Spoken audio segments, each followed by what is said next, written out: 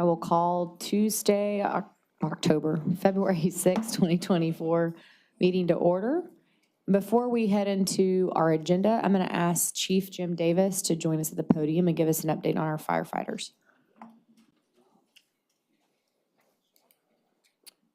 Good afternoon, Mayor Parker, members of council, Mr. Cook. Jim Davis, the fire chief. It's been a long morning, and with a heavy heart, I stand here to tell you that a little after 2:30 this morning, there was a report of a house on fire in southeast Fort Worth. And the first arriving fire companies on the scene found fire coming from this home. The second arriving fire truck, or anticipated arriving fire truck, coming from fire station number 3 on Ramey, just off of Miller Avenue, was involved in a single vehicle accident on the way to that run, approximately 5 minutes after the initial dispatch of the emergency. 4 firefighters were transported to 2 hospitals, JPS and Harris downtown. 2 of them have been discharged, 2 of them remain hospitalized. The families are with them. The Fort Worth Fire Department's with them. There have been injuries that range from strains and sprains to fractures. And there is 1 firefighter who is in the intensive care unit at JPS in critical condition. Our thoughts and prayers are with him. I have to tell you, I am so pleasantly pleased to tell you the love and support that we've received today throughout the Fort Worth community, and I cannot thank the community enough for that. There's a lot of people to thank so far today, too, outside of just the community. There's the police. The accident is still under investigation. Chief Noakes and his team obviously are leading that. We will cooperate fully in that to figure out the events that happened and how this occurred. The police were incredibly helpful getting this member's family to JPS. They came from out of town, and they were met at the city limits to make sure that they didn't get lost getting to the hospital. And I want to thank Chief Noakes for that and his team. The folks at MedStar, the folks from CareFlight, the amazing work and the amazing staff at JPS, both in the emergency department and the intensive care unit, the trauma team there, the folks over at Harris. So there's a lot of people to thank. There's a lot of blessings to have today. But I ask that you keep our department and these 4 folks and their families in your thoughts and prayers. And as I say to you, one of them is really in a fight right now. So with that, I will answer any questions that you have, and I'm prepared to give you the best of the information I have at the moment. Thank you, Chief. Council, any questions for Chief Davis? Mayor Pro Tem? Yeah, I don't have any questions, but Chief, when we heard this, the entire city was on alarm because the firefighters, they're the ones we call when there's a problem. Have you heard about the house, in terms of the house? My question's to you, Chief. Yes, ma'am. I'm sorry. He's switching mics. Okay. Yeah, switching mics. That is a better one. Have you heard about the conditions of the people in the house that initiated the call in the first place? Yeah, so it's my understanding, council member, that there are no other injuries that were, no one else was transported, and there are no other injuries. So it's my understanding that they are okay, they're fine. And what about family members who might need to stay overnight? Are we assisting, instructing in any kind of way? So two avenues are being dealt with as the situation in the morning transpired. We put together an incident management team. We put a small team together and put them in the emergency operations center so we could make sure that city leadership and police and fire and everybody was at the table figuring out what needed to be taken care of. And that included getting family here and making sure that arrangements were taken care of for them to be moved around the city, and hotel accommodations if necessary. They have children, they have animals that they had to bring because they're coming for several days from out of town. So we've had to manage that. So that is one thing. And then if no good relationship, I can't stand in front of you without saying something positive about Local 440 and their support of not just their member, but their appreciation and their support for the hospital staff and, things that they're trying to do to show their appreciation through meals and things like that for the staff that are actually working hard to take care of our folks. So I do think we have those two things covered, and we have them covered from two different angles to a very positive labor management relationship. Thank you. Yes, ma'am. Council, any other questions? Chief, thank you very much. We know that ma'am. you have not slept yet, No, ma'am. and so our blessings and prayers to your entire department. And special thanks to JPS and THR Harris, of course, as well, and that trauma Absolutely. team that responded Absolutely. Thank you, last ma'am. night. Thank you very much, Chief. And council, I have a feeling our media friends may follow Chief Davis out because we don't ask questions from them there. I'll go, there's the cue. We'll let them move on to their next destination before we continue with the agenda.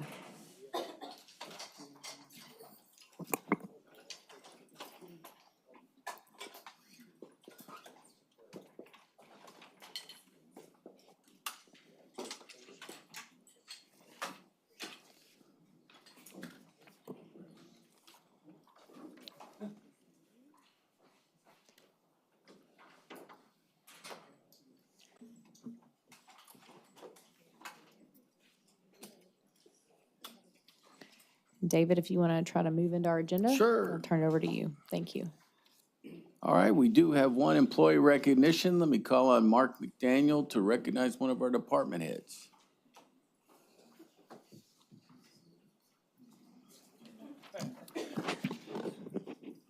Thank you, David.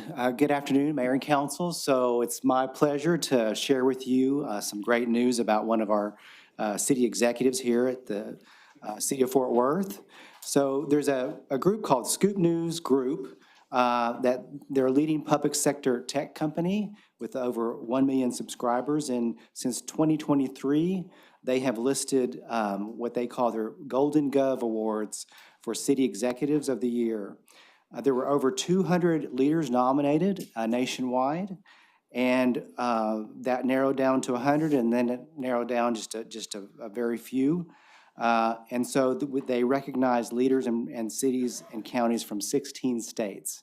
And our own Kevin Gunn has been bestowed with this award, and we want to just congratulate Kevin for this recognition.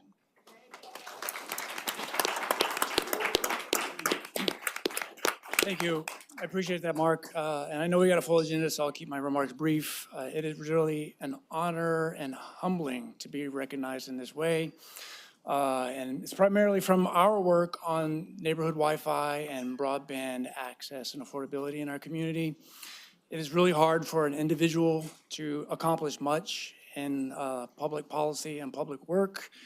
There is a team, a huge team of individuals behind me, including my departmental staff, my executive team, city manager's office, including Valerie Washington, who helped me along the way. And of course, this body, Mayor and Council, you have supported me in the use and leverage of technology in our operations and in the governing process since I've been here, which is almost 10 years now. So I thank you, and I look forward to doing more great work with you all. Congratulations, Kevin.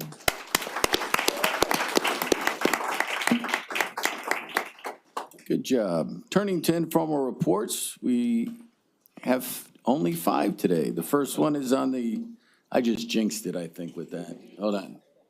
We have 5. The first one is the city's use of external consultants and auditors, and Joanne Gunn is available if there are any questions.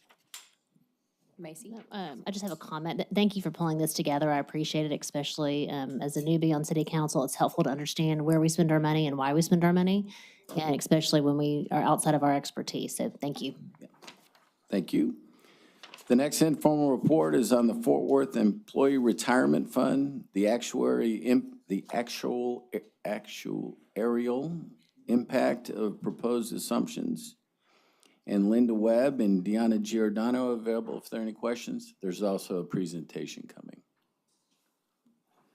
The third informal report is on the mayor's community workshops and the 2023 Neighborhood Awards. And Michelle Goot is available if there are any questions. I think for the sake of the public, we need to hear a presentation. This is a real big deal every year. Michelle?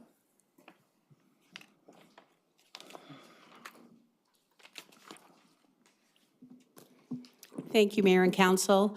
We're really excited that we, after COVID came around, we didn't have the event one year, and then we split it because attendance was smaller, and we wanted to let people be distanced. So we're really excited to get back to having our large event with the workshops and the awards all in the same day. So far, we have 70 people registered. It's only been open for about a week and a half, so we're gonna hope that you share it with the neighborhood so that we can get more people to come. And we're excited about the awards. We'll know who the finalists are tomorrow, and I'll share that list with you.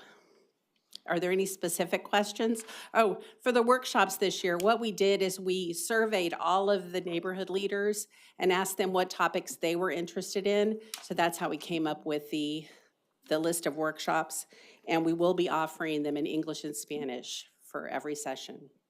Mayor, I'll just add, for those of you who have not attended this, people take these things real serious. When they don't get first place, they're mad.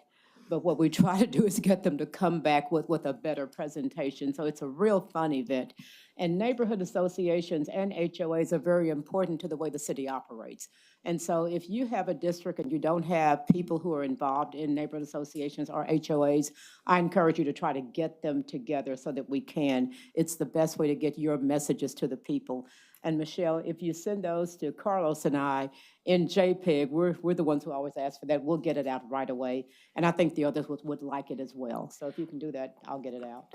And I would encourage you, if you know of an organization or a group of people who are thinking about starting a neighborhood association or an HOA, please have them come to this, because it would be a really good opportunity for them to get a lot of information in one place about the things that they can do if they get organized in their neighborhoods. So I'll tell thank you for Bob helping to Willoughby. spread the word. I'll let Willoughby know. Councilmember Nettles.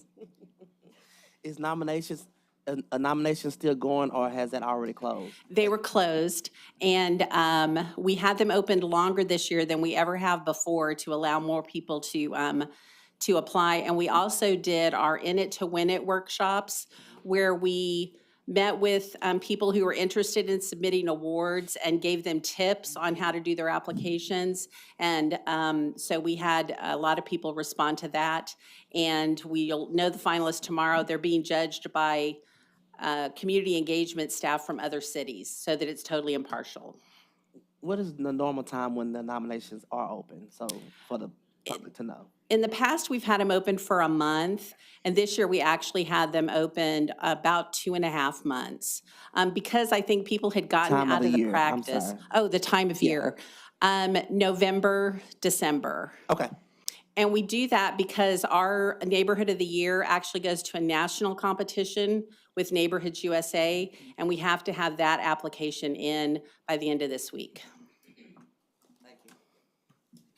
Thank you, Michelle. Our next informal report is on protesting a TABC license or permit application, and Melinda Ramos is available if there are any questions. No questions per se, but Melinda, if you can just kind of step us through, I think that, I forget who originally asked for this IR. I had dovetailed and asked also to include any other information, for example, considerations of limitations, on near childcare facilities. So, yes, if you could, please.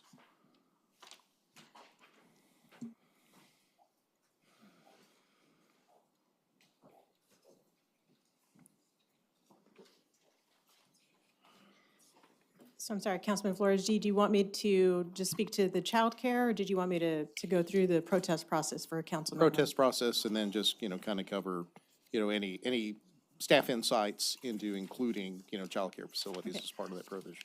So what this IR explains is the protest process that members of the public can go through to protest a permit or license, although they are limited to the 4 that are in the IR, or what a council member as a government official, the city attorney is also a government official. The category of what they can protest is much broader. It's any original permit or license or renewal of a permit or license. And there's elements that TABC sets out that have to be met in order to have a valid protest. One of the most important ones is that you have a jurisdictional item that TABC can address. And so examples of jurisdictional items under TABC are those that kind of are within their purview, and that they are able to address if somebody has violated a TBC permit prior to. There are other issues related to parking, related to noise, whether there's an argument that the public believes that it depresses economic values. Those are not within TABC's control, so those don't meet the requirements of a valid permit for TABC, so they wouldn't pursue that kind of an issue as a permit issue. They would transfer it over to their complaint division. So there's a certain timeline that both the public and government officials have in order to meet to file a protest. It's generally 60 days before that permit has been filed, or once it gets posted up on TABC's website, then you have 15 days after that time that it's posted on their website.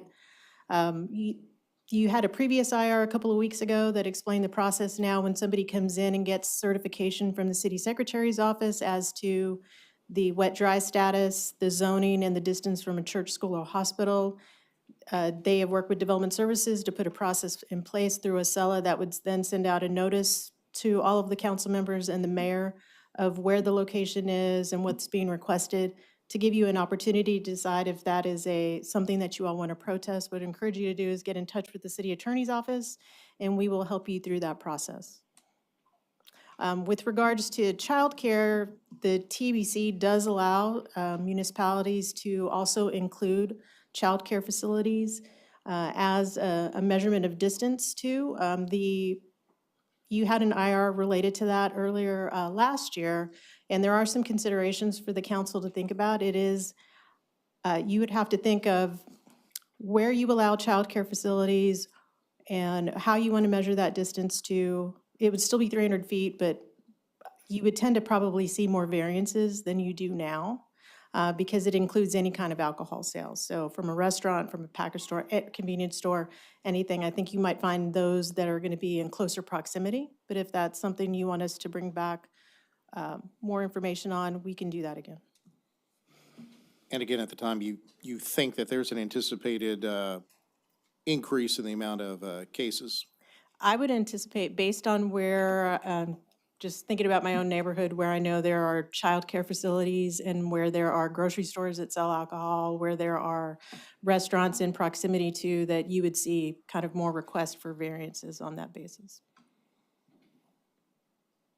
And probably maybe more prevalent where you have mixed-use developments? It could be, if depending on where the childcare facilities are. Okay. Thank you, Melinda. Thank you, Melinda. No, real question, sorry, Mayor. The 300 is not linear. What's the terminology it's that in the case law that when we went through this? I think it might behoove the Right, council so to understand that. for schools, the measurement distance is from property line to property line across a straight line, so it can cross different properties. For a church, it is from a church and hospital. Church, it's door to door. And I can't remember hospital because we don't get that one too often. But for a church, it's door to door, and the door is where the public has access into the sanctuary or into the church itself. So it can't be like a back door of a church. It's where the public actually enters. Any other questions, council? Thanks, Melinda. Thank you. Thank you. The final informal report is on a Vision Zero update, and Chelsea St. Louis and Kelly Porter are available if there are any questions. I'd like to give staff the opportunity to kind of run that through because it's been a few years that have gone by before, well, this council first heard about it, and we have several new members on council now that maybe for the first time are hearing about Vision Zero. So if y'all can bring us up to date, maybe, compare what has changed with the original Vision Zero and where we're at now. Okay, thank you, Mayor and Council. So the IR really documents our journey to where we are today. Back in 2019, City Council memorialized its support for Vision Zero as a concept. And within that resolution that was adopted, Council supported the idea of eliminating traffic fatalities and serious injuries, as well as supported us moving forward with developing a strategy. And so that's the point where we are right now, is developing a strategy. Of course, with the timing of the pandemic, that complicated development of a full-scale plan, especially since Vision Zero action plans typically have a very robust public outreach component to it. And, but even with the pandemic occurring, we haven't rested on our laurels. We have focused on taking steps to address traffic safety within the city, and we've been listening to the public. We receive over 1,000 requests related to traffic safety every single year. As part of this Vision Zero action plan, part of what we're going to be doing is addressing these speeding concerns from a policy perspective. We always get requests from residents saying we want our speeds reduced, but within our existing framework from state law as well as our policy, we aren't able to do that in the way that residents want us to at this point. So right now, we're going to be exploring what best practices are across different cities and determining what the methodology, the appropriate methodology is for us to reach a real resolution for the city of Fort Worth. And again, also with truck traffic, we get lots of requests related to truck traffic, safety around schools, pedestrian safety specifically. We've had some pedestrian fatalities in the city that we've invested infrastructure to address and prevent fatalities from happening in the future in those areas. So really, in culmination, the table that you see in the back of the IR really documents what we've been doing since 2019 to address traffic safety in the city. And one thing that I will say about Vision Zero, it is a very aspirational goal, but I don't want the public to get as caught up in the name. Vision Zero is important, but it really just talks about refocusing work that we already do in the city. So we didn't just start addressing traffic safety. It's always been foremost a priority for us in transportation and public works, and we'll continue to do so. Vision Zero just gives us additional tools to do that work and be more outcome oriented moving forward. And I think Kelly can address the long range plan. You did good. I mean, we do have, so one thing that came along with this work to kind of formalize it is that Transportation Management developed the high injury network. And so that high injury network, which includes vehicles, pedestrians, and bicycles, there's 3 different networks in the overall one, that was used to help justify getting the federal grant for the Vision Zero Safety Action Plan. And so that's been one leap forward that'll help us make this more of a formalized, coalesced effort, and that'll feed into our actual, how we actually think about capital projects and programming for these things. That's going to feed into a bigger effort that you see in here, which is that master transportation plan that we'll be working on. We really want to make sure safety's first as part of that. And so we just look at Vision Zero, as Chelsea said, as really continuing a lot of the work that we've already done, but it gives it more of a brand and also gives it more of a formalized process to go through. Thank you, Kelly. Yeah, Jared. Not really a question, but just a comment. I believe in giving folks flowers while they're here, and so I just want to say thank you. Well, I've seen the fruits of y'all's labor in many ways, from Rising Road to Summer Creek, McPherson, Columbus Trail, McCart. If I keep going, a resident's gonna want me to say their road, but I've truly seen y'all, just invest a great amount of time and got a lot of great things done through this framework, and I know that there's much more to do, and so thank y'all for y'all's commitment to your work. Y'all are best in the business, and I'm glad y'all are serving our residents, so thank you. Thank you. Thank you. Councilman Flores. Just to follow up with this, what triggered me to ask, for the update was at the last NLC, and in walking around the exhibit hall, I had a chat with some General Motors engineers, and they were having a Vision Zero booth. And so that's why I stopped, talked to them, chatted with them, and they talked about the technology that they're putting into their vehicles to try to minimize, accidents, right? Not entirely taking away the human factor, because that's where a lot of the accidents come, but trying to minimize that. And so I know that you had said, well, this is an aspirational goal, yes, it's a namesake, the idea behind it all is just trying to reduce the likelihood of accidents occurring. So are we being the city, any collaborations with General Motors or any other auto manufacturers in this regard? Are you getting at like the safety features Yeah. on the? I mean, do we have cars? any input? How maybe we interface with them, if possible, down the road, so to speak. I wouldn't say formally that Chelsea has done anything or I've done anything specifically with the manufacturers per se, but through some of like our federal grant efforts, some of our work through COG, it interfaces with different manufacturers of different types of vehicles, whether it's air or on ground. A lot of that really folds more to just how we, and I think to your point, how we're going to deal with technology, and especially you start talking about autonomous technology and how that's actually going to play into how effective that's going to be at safeguarding folks on the roads and being able to read different users on the roads or whatnot. That's something that as we're engaging this work, we're going to get more in depth. And I think there'll be more opportunities to engage, let's say, subject matter experts on that particular, on those particular topics with our fleet.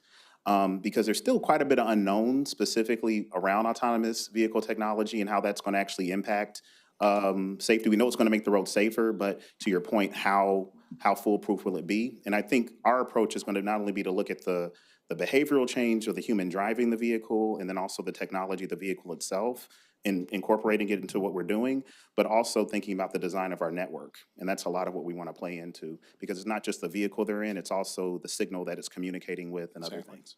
Okay, and then a couple of other questions. I know in 2023 you initiated the development of the dashboard. What's the ETA on that? Let Chelsea to give that one. So we actually initiated that effort in partnership with the IT department. So that's another nod to IT. They finished the first phase of developing that dashboard for us. Right now, we're working on an agreement with TTI to help us on the data integrity piece of it.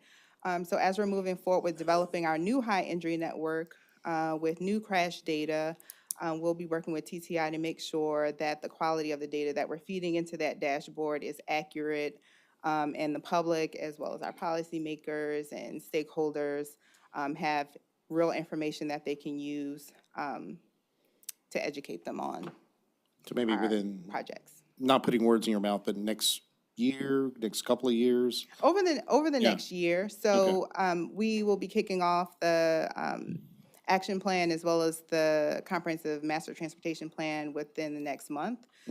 We envision that the draft high injury network should be finished within maybe 3 months of starting that process. And so probably within the next 6 months, I think we'd have an opportunity to actually go live with the dashboard once we've worked through the data piece. Okay. And then my final question, I don't know if this even applies, but could Vision Zero at all help us expedite the process of inclusion of certain roads into the MTP? Kelly, I know you're reading me right now because we've had that discussion before. I'm just looking for ways that maybe we can expedite it on, roadways that continue to, present their challenges, especially when it comes to development. I can't use the term expedite, council member, but I can say prioritize. Okay, Safety would be fair. a very high priority for us, and that ties back not only to probably city priorities, but also to our federal and state priorities. Safety is always the number one goal, so absolutely. Okay, thank you. Thank you. Mayor, that concludes my report. Perfect. Thank you, David. Okay, council, anything regarding changes in membership to boards or commissions, significant zoning cases, or the M&C log that's in your agenda? No? Then we'll move straight to our first presentation on Alliance Texas Economic Impact, and Mike Berry, President of Hillwood, is here to present. Hi, Mike. Mayor, how are you? Great, thank you. Council, thanks again for having me. Patricia was here earlier. She had to leave. But we were talking about this presentation, which I've worked with her on for a long time. We couldn't really remember how many years it's been, but she's been with the city for 33 years. I've been with Hillwood for 35. Those early years of Alliance were a little slow, so I probably wasn't here that long ago, but I think we've been doing this now for well over 20 years. And it's become my favorite day of the year because fortunately it's been good news, certainly for the last decade or so. So thanks again for allowing me the opportunity. Just for background for some of the council members who might not know the history, the original public-private partnership that was formed back in 1988 between the FAA, the City of Fort Worth, and Hillwood to build Alliance Airport involved public investment from both local, state, and federal governments. Fort Worth being the lead local agency because through your zoning and annexation of Alliance and the several thousand acres that became sort of the anchor of the platform, we really were able to do what we've done. And had it not been for the Fort Worth vision, going all the way back to Mayor Boland and the willingness to annex and zone all of that land, which, by the way, was the largest zoning annexation case in the history of the state of Texas at that time, may have been jumped over since then, but it was a big one. And so those sort of visionary moves by the city have allowed things to happen like they have, and so I'm pleased to share them with you here today. I'm going to touch on the economic impact numbers. What we do every year is we have an economic consultant who updates the impact numbers every year. So this is a building program, and it basically brings the 35 years from the beginning of the airport up to the present and gives you some cumulative numbers to look at. I'm going to touch then quickly on some highlights from last year, and then mention just our continued commitment to want to grow our Hillwood platform in Fort Worth. So the big number is $120 billion of cumulative economic impact, which once again is the roll up of all those years.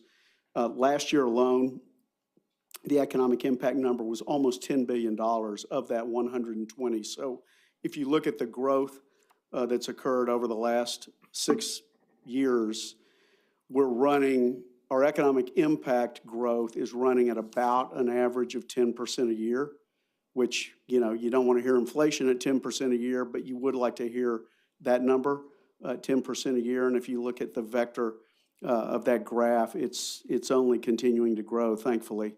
And I hope we can keep that up. Once you hit kind of a point, it begins to grow organically. And we're starting to see real signs of that.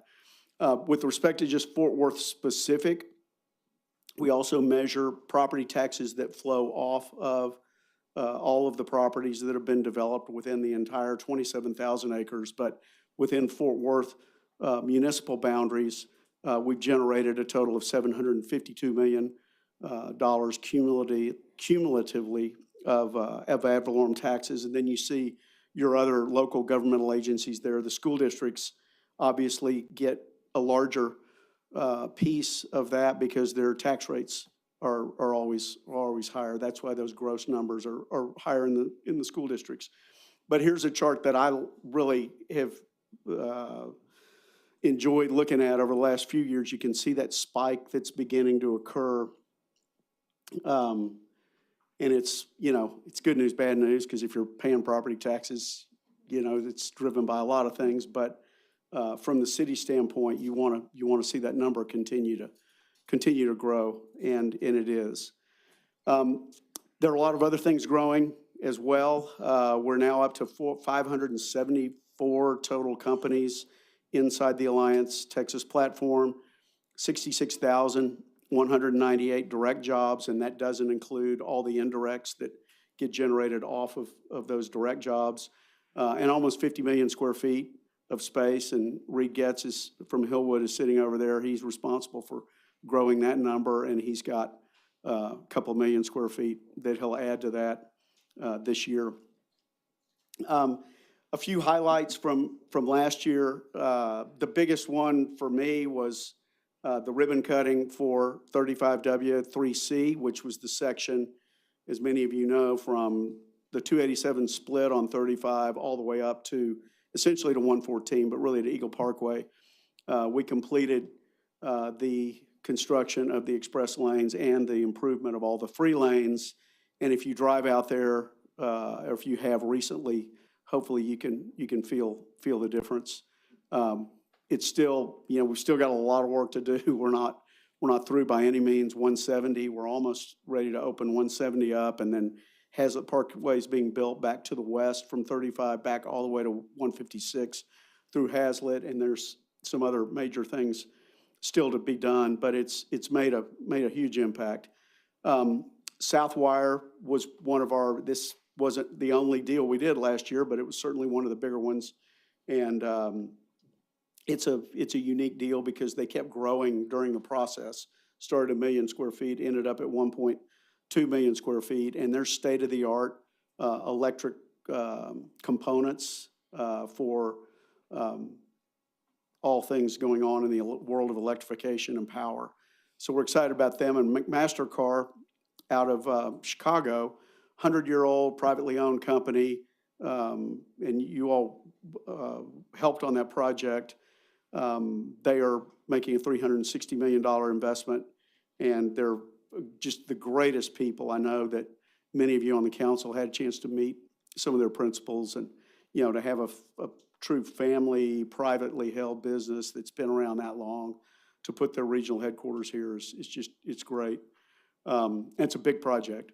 The airport itself, Perot Field, which we renamed Perot Field Fort Worth Alliance Airport last year.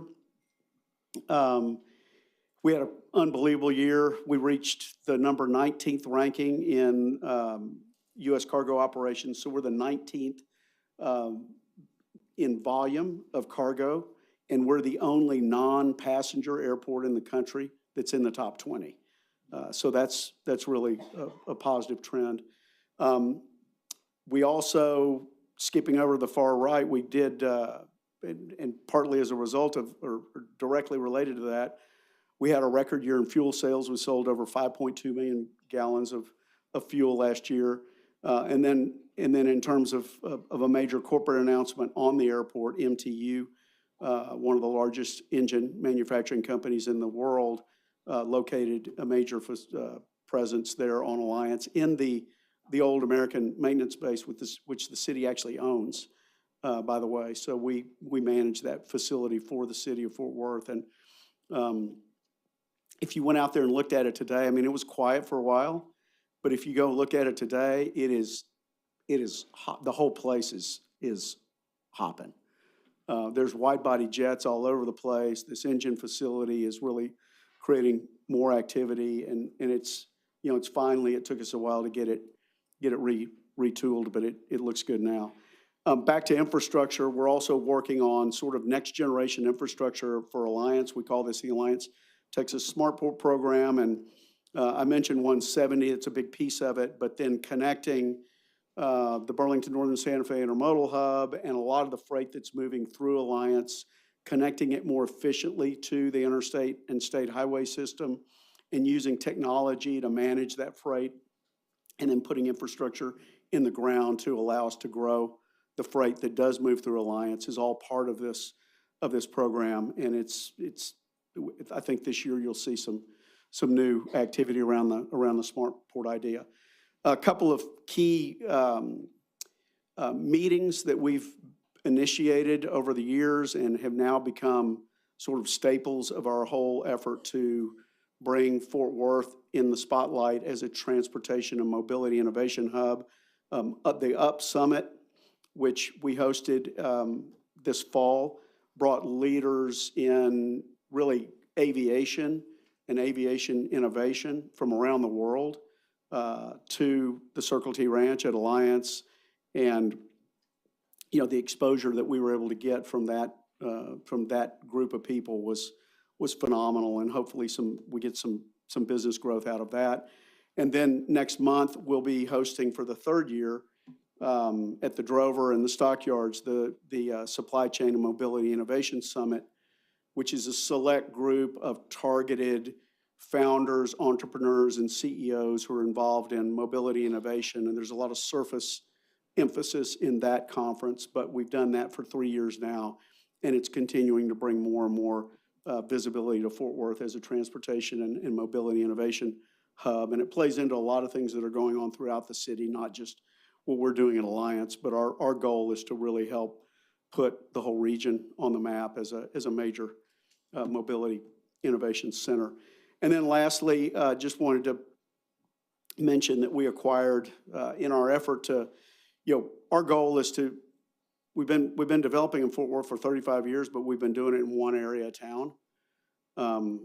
We're involved in a number of things all over the city. We watch what's going on. We're supportive of everything that's going on, whether it be downtown, whether it be west, whether it be south, whether it be east, Fort Worth. And we felt like, now is the time to really become more engaged in other parts of the city. So we love what's going on in downtown.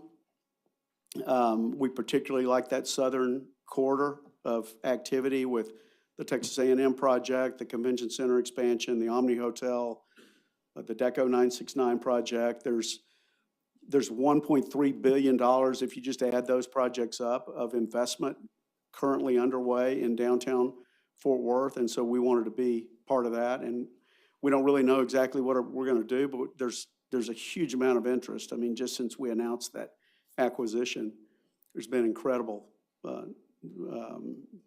incoming. So I'm pretty encouraged, and we're going to continue to look for more ways to expand our footprint and our flag in the city.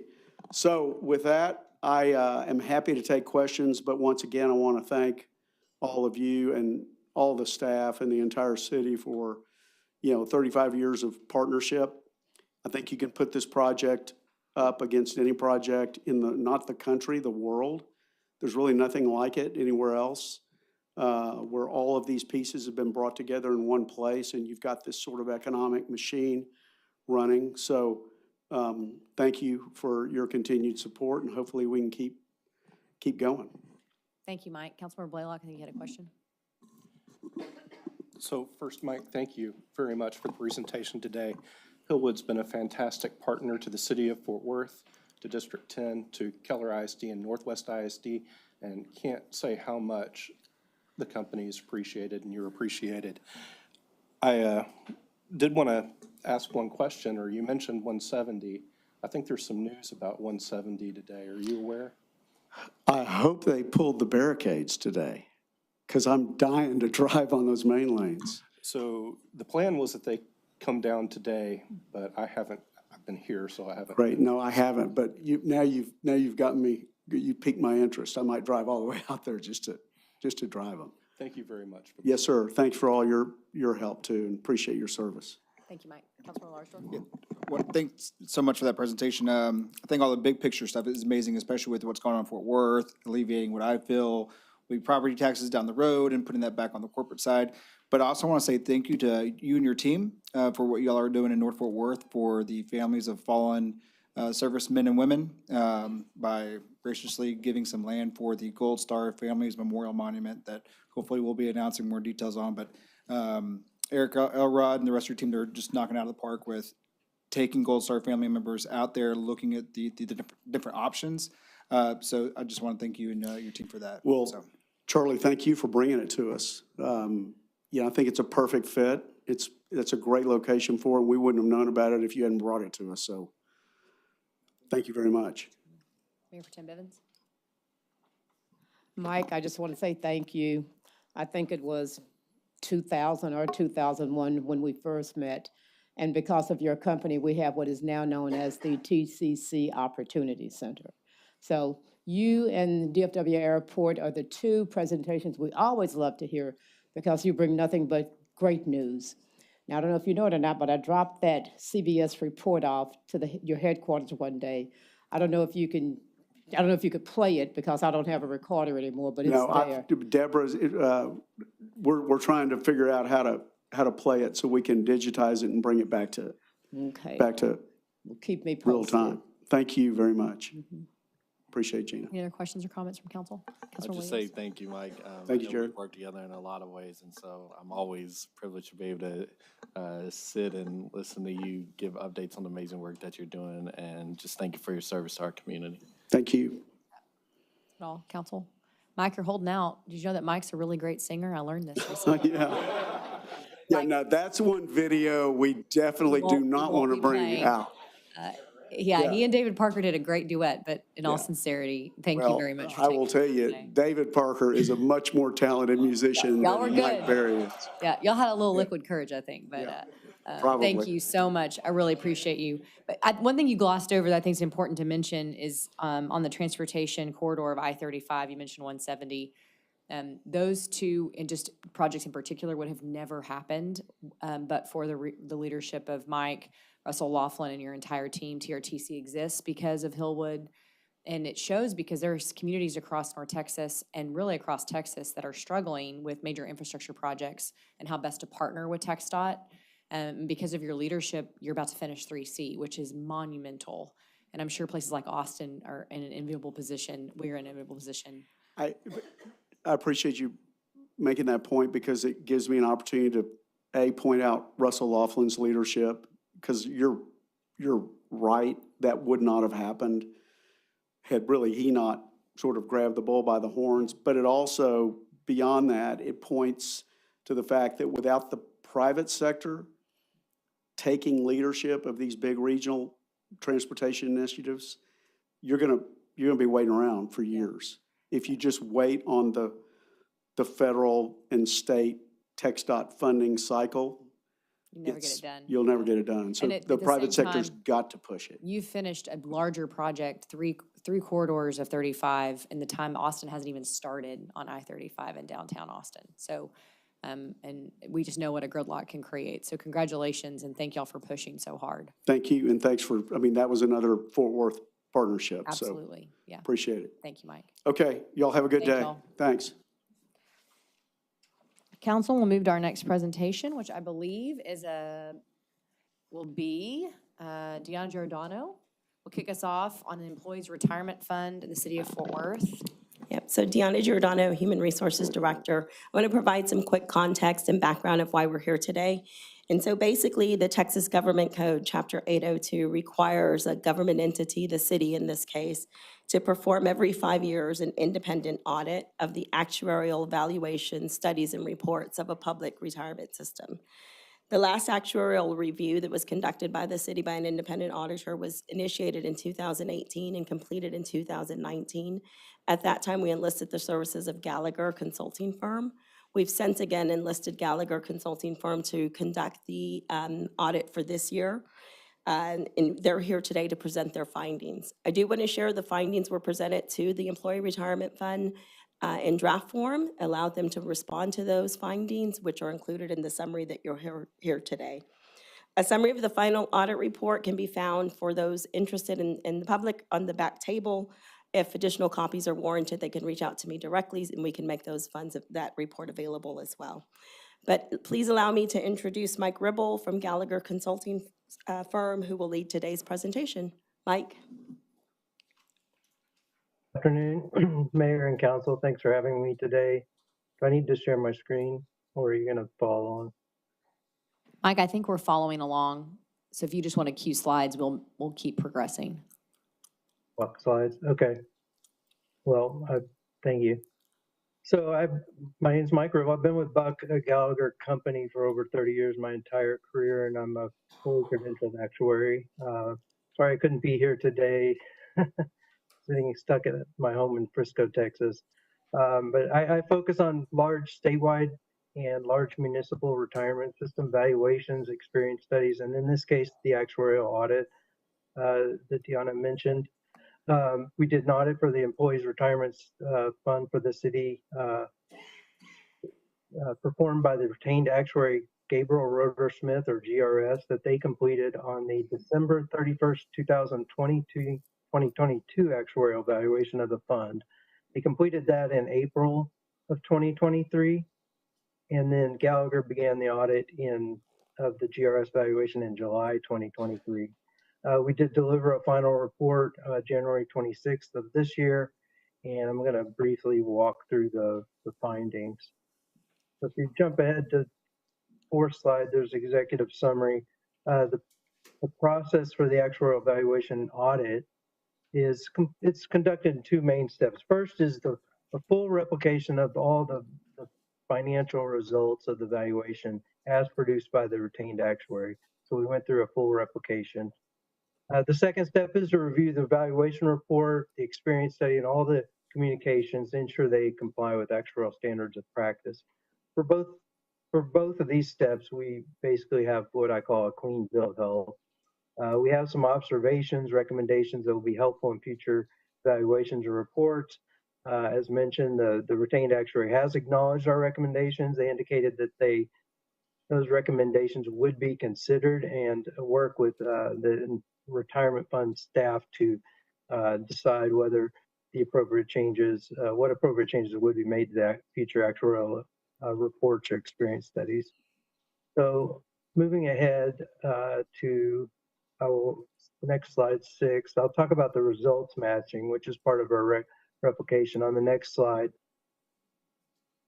This is a collection of census data is critical. We were able to collect all the census data that the actuary used for the valuation and pretty much match that the data that's in the report to the back to the census data that we received. We recommended a clarification of whether the annual benefit payments in the report include the cost of living adjustment that was approved effective one day after the valuation report, and got that clarification. But recommend that in future reports. On the next slide, I'm not going to go through this, but this is just an overview of a process, and the critical start of any good process is the inputs, which are in the top row in green.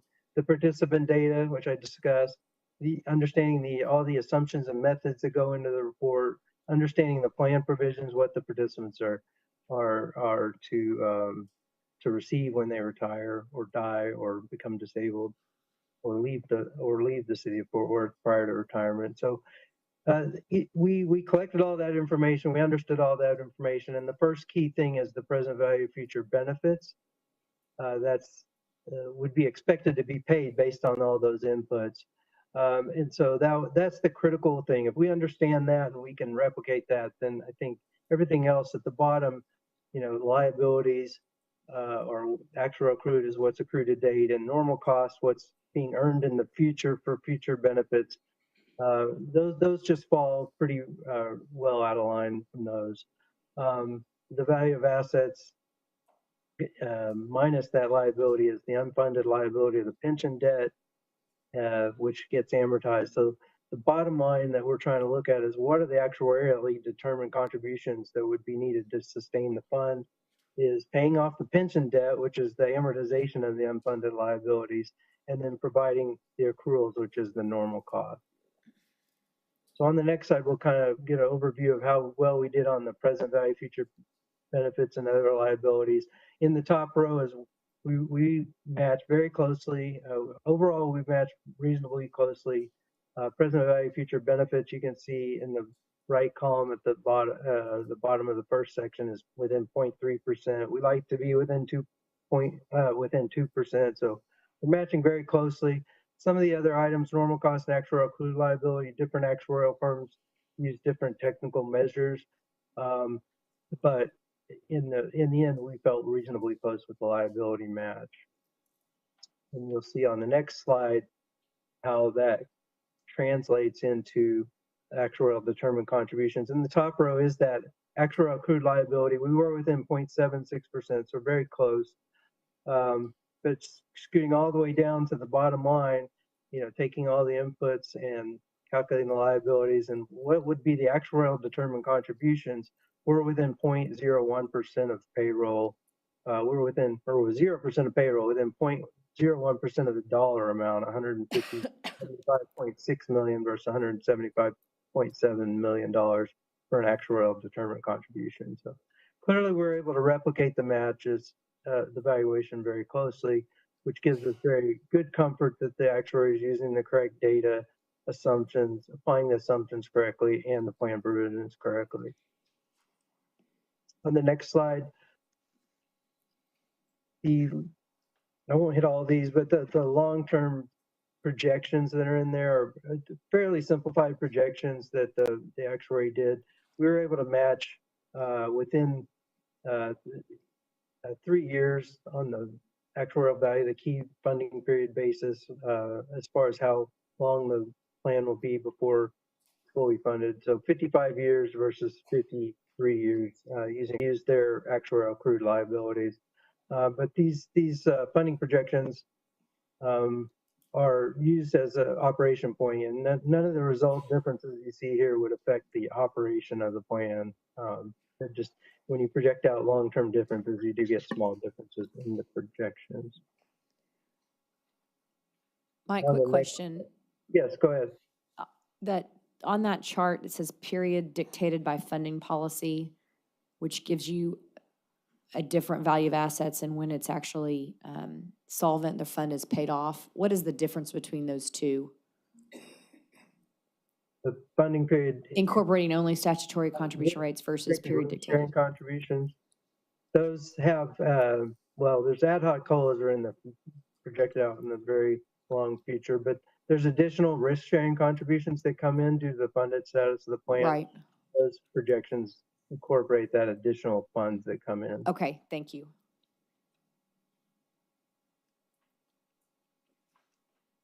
Okay, moving to the next slide. I'm not going to go through all the actuarial standards, and then the next one. Actuarial standards of practice just generally guide are the guiding principles by which we perform our work.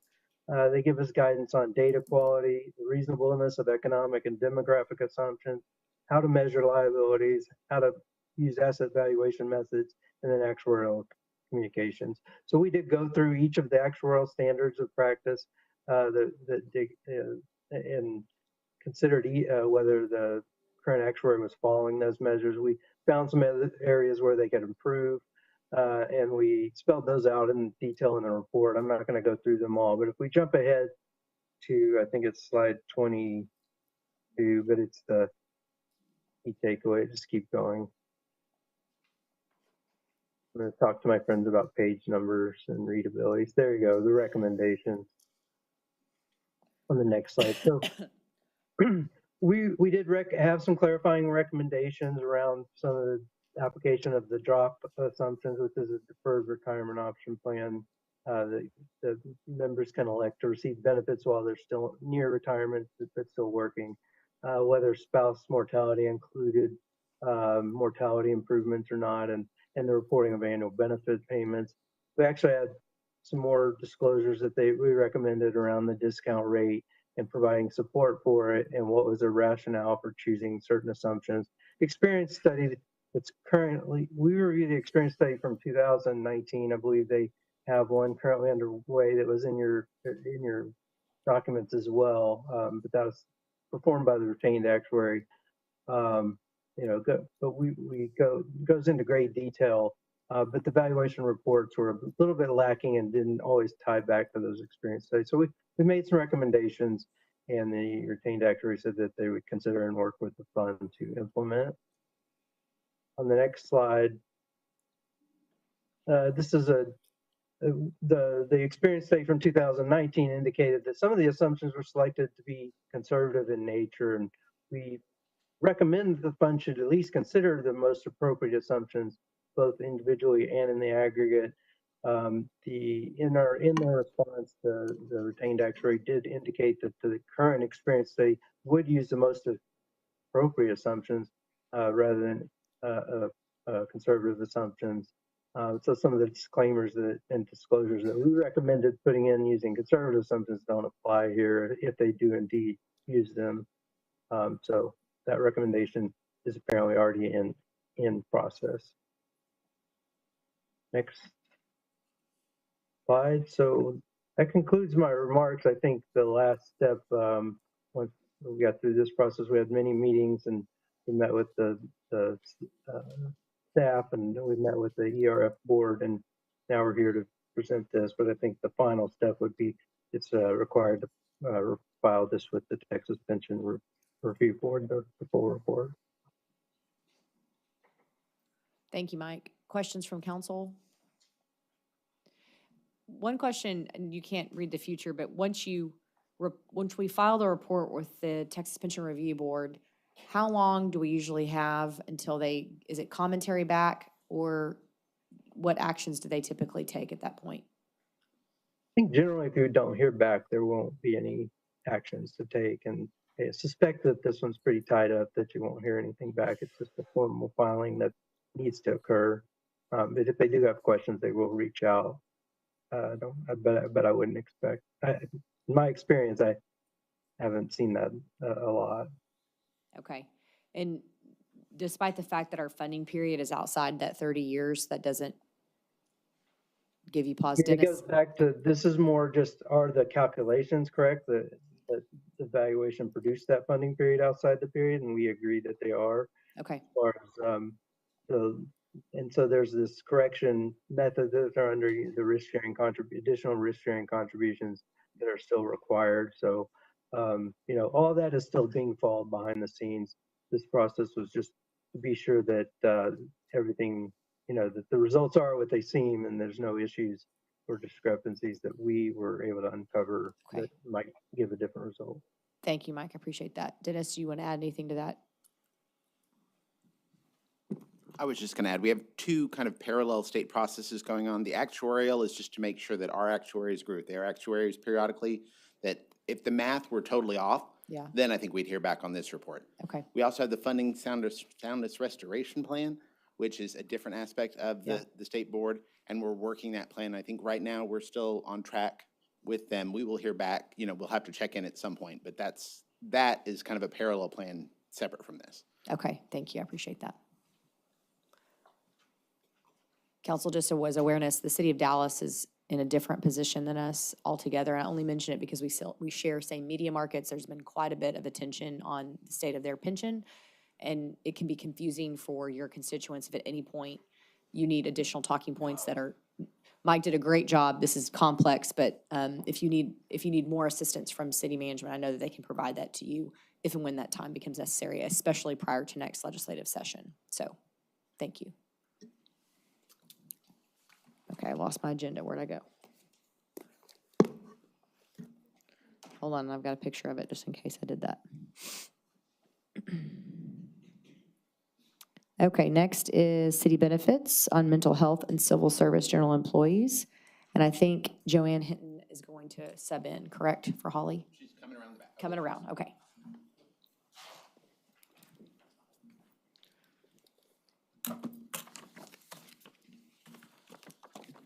That is correct, thank you. So I just wanted to give you a little bit of a history lesson. In 2017, and Mayor Pro Tem Bivens, you were here, Carlos Flores, you were a brand-new council member. In 2017, we were $10 million in the hole. And we had to come back to council twice in that fiscal year with hat in hand to say, we need more money. And that has prompted what you're going to see as I present about the innovations and the new things that we've been offering in benefits. That's what prompted our venture down into this innovation that we are working towards. So presently, we do have a medical program, just like pretty much everybody else does. We have a wellness program, physical, mental, social, financial, and we have a financial program. So these are the legs of our benefits program that we offer to our employees, active employees, and retirees.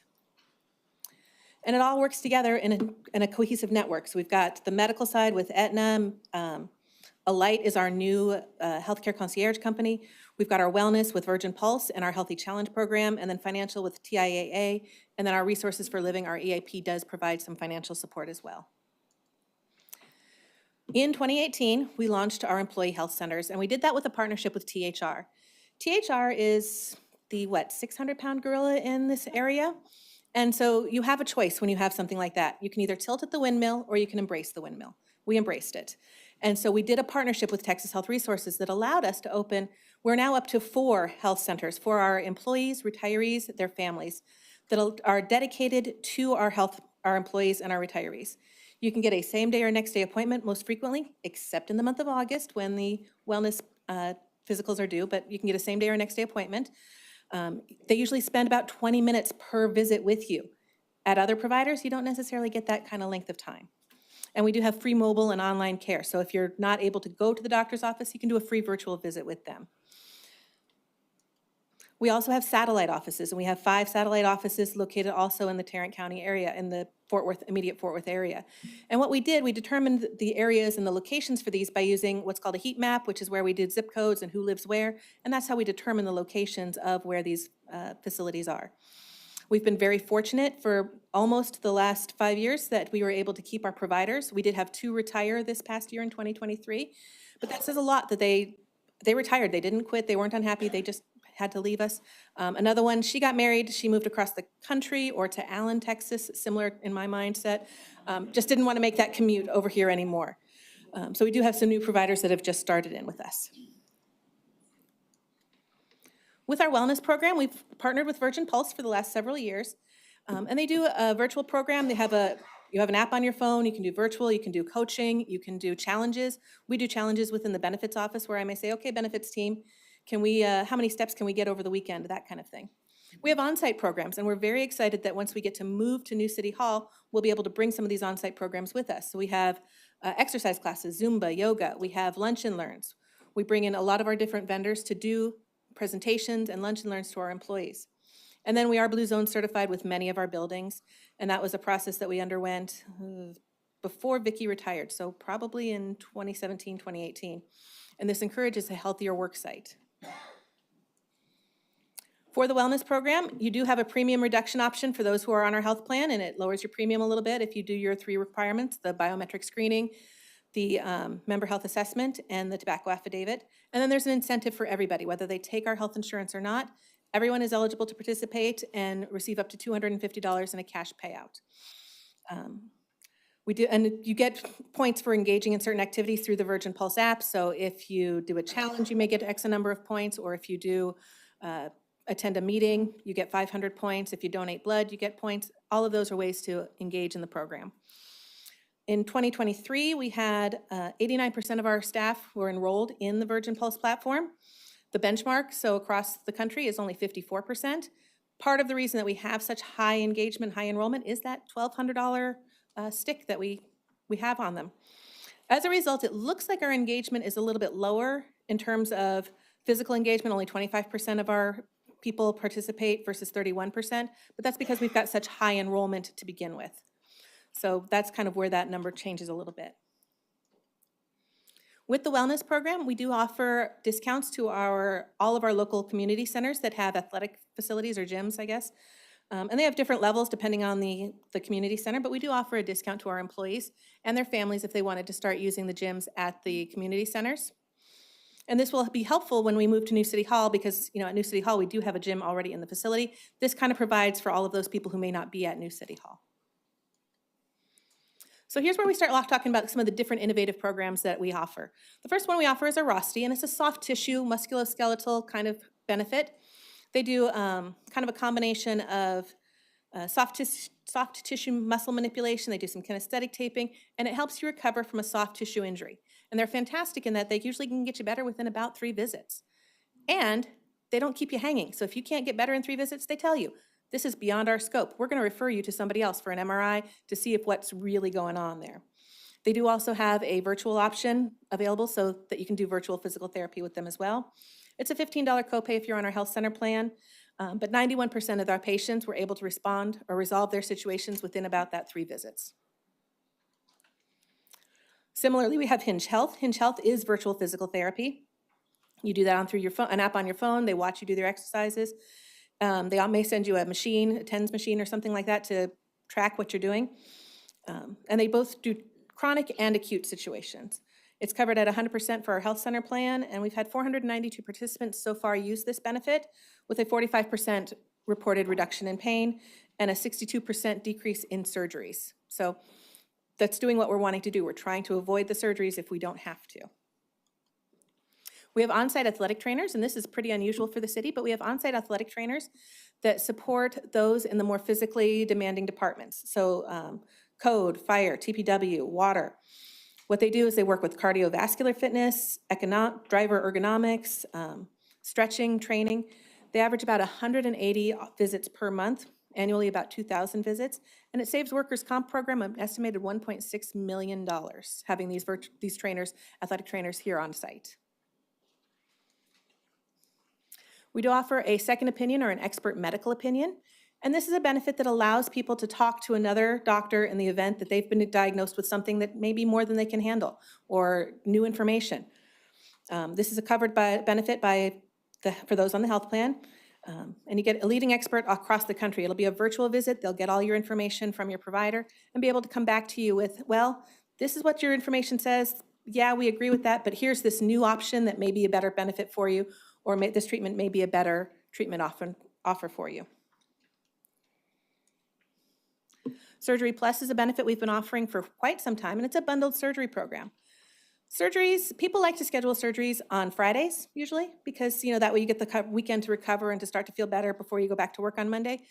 Surgery Plus kind of takes advantage of that by booking the surgeries maybe on a Tuesday. In fact, I did a surgery on a Monday, which meant I did not have the weekend to recover. I had to come back to work on Tuesday with my hand all wrapped up. But with this bundled surgery, they're able to lower our costs, and that's a big deal. They are able to reduce our coverage, they reduce our costs by doing a bundled surgery for us. They primarily target musculoskeletal, but that is not the only option, but that is their bread and butter. We've had 1,074 employees have surgeries through Surgery Plus with a savings of about $18 million because of the bundling of the surgeries. Hello Heart is a cardiac program, and it provides a digital blood pressure monitor that will connect to an app on your phone so that you can go and have you can take your blood pressure. Maybe your child just came in and said, Dad, I just crashed the car. You can check your blood pressure, see how things are going with that kind of thing. And it can use it to track your blood pressure and take it back to your doctor, and so that you and your doctor can have conversations about, wow, it looks like on Tuesday, city council days, your blood pressure is really high, but on Wednesday, you're doing a lot better. Those kinds of situations. It helps you provide that information to your doctor so you've got a good relationship and good feedback with your doctor about your blood pressure. 61% of our employees who have high blood pressures do engage in this, and they've reduced their blood pressure an average of 16 points, with an average of $3.1 million saved due to heart emergencies. They're also able to notice things like arrhythmias and unusual heart beats, heart pressures, with this app as well. So they've noticed that in several people and have been able to refer them, say, you really need to talk to your doctor about this. We're noticing this unusual heartbeat. VERTA is our diabetes reversal program for type 2 diabetes. In the city of Fort Worth, which is not uncommon, diabetes and heart disease are our two largest cost drivers. They are what we have the most of. At one point when I first started here, 1 in 6 of our employees had type 2 diabetes. 1 in 6. So that's 1,000 people that have that. So we did launch VERTA in 2019, I want to say. And what it is, it's a high-touch, high-coaching program that works with the members, puts you on a high keto diet, I think is what that's called. And they work with the members to help lower their weight, help lower their A1C, and eventually, hopefully, get them off the medications. 520 employees have participated in this program to date, losing 6,300 pounds, which is an average of 6.5% of their body weight. 38% of our members have limited medications. This has been a very great program that we've offered. I was just on a call literally yesterday with their team where they had a testimonial from one of our members from Code. She said she could climb stairs again and didn't feel nervous about that because she no longer had any joint pain. She had lost 30 pounds and was feeling fantastic and really appreciated the support she received from the VERTA coaches. We do offer other nutritional programs. In the Virgin Pulse app, there is health coaching that's free and available to everyone.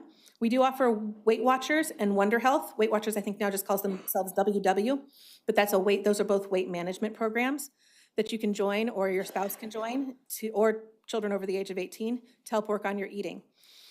Eat Fit Go focuses on behavioral modification, and there's one-on-one coaching available. So these are all available for people who would like to work on their weight. Mental health. This is a big deal. I've worked in benefits 25 years, and 3 years ago, I saw my first, what we would consider a high-cost claimant. A high-cost claimant in the benefits world is probably a little bit different than what you're thinking about, but a high-cost claimant is somebody who's over $100,000. I've never seen a $100,000 claimant for mental health specifically. This is huge. So we've tried to really bring in partnerships and programs that will support the mental health of our members and their families. For children, we offer Brightline, which is a virtual mental health provider for children ages 18 months to 17 years. Now, obviously, you're not putting the 18-month-old in front of the screen and letting them talk to whomever they're talking to. You're working with them, you're working with the family. The family is working with the therapist, all the way up to the age of 17 years. They also can provide IEP support, so if your children do need individual education plan support, they can help you with that. So that's a great benefit that we've just started this past May. And we haven't seen a lot of utilization yet, but we're hoping to see more of it. Talkspace is another option that we have available, and that's for teens and adults, so 13 and above. Again, it's another virtual app, virtual therapy for teenagers and adults, therapists and psychiatrists who can provide medication if that's appropriate, that sort of thing. Teladoc does have mental health appointments available within their app as well. With Teladoc, you would be seeing the same provider and covered on both the Health Center Plan and Consumer Choice Plan at 100%. More mental health, we have the Resources for Living, which is our EAP. We offer 6 free counseling sessions per issue, covered at 100%. And they can help you work through, mental health, suicide prevention, crisis resources, that sort of thing. And then they also provide work-life balances. So if you need to help writing a will or you need financial help, they offer support in those areas. Our utilization rate on the EAP is about 17%. The national average is below 10%. So we have a lot of support for the EAP. And Meru Health is a coaching program that we just launched this last year in partnership with Resources for Living. It's literally more of a coaching situation where you just work on an 8-week program. Each program has a focus, and you just work through each week's program focus, and they do little activities, you have a little meditation, and you have a licensed emotional health coach.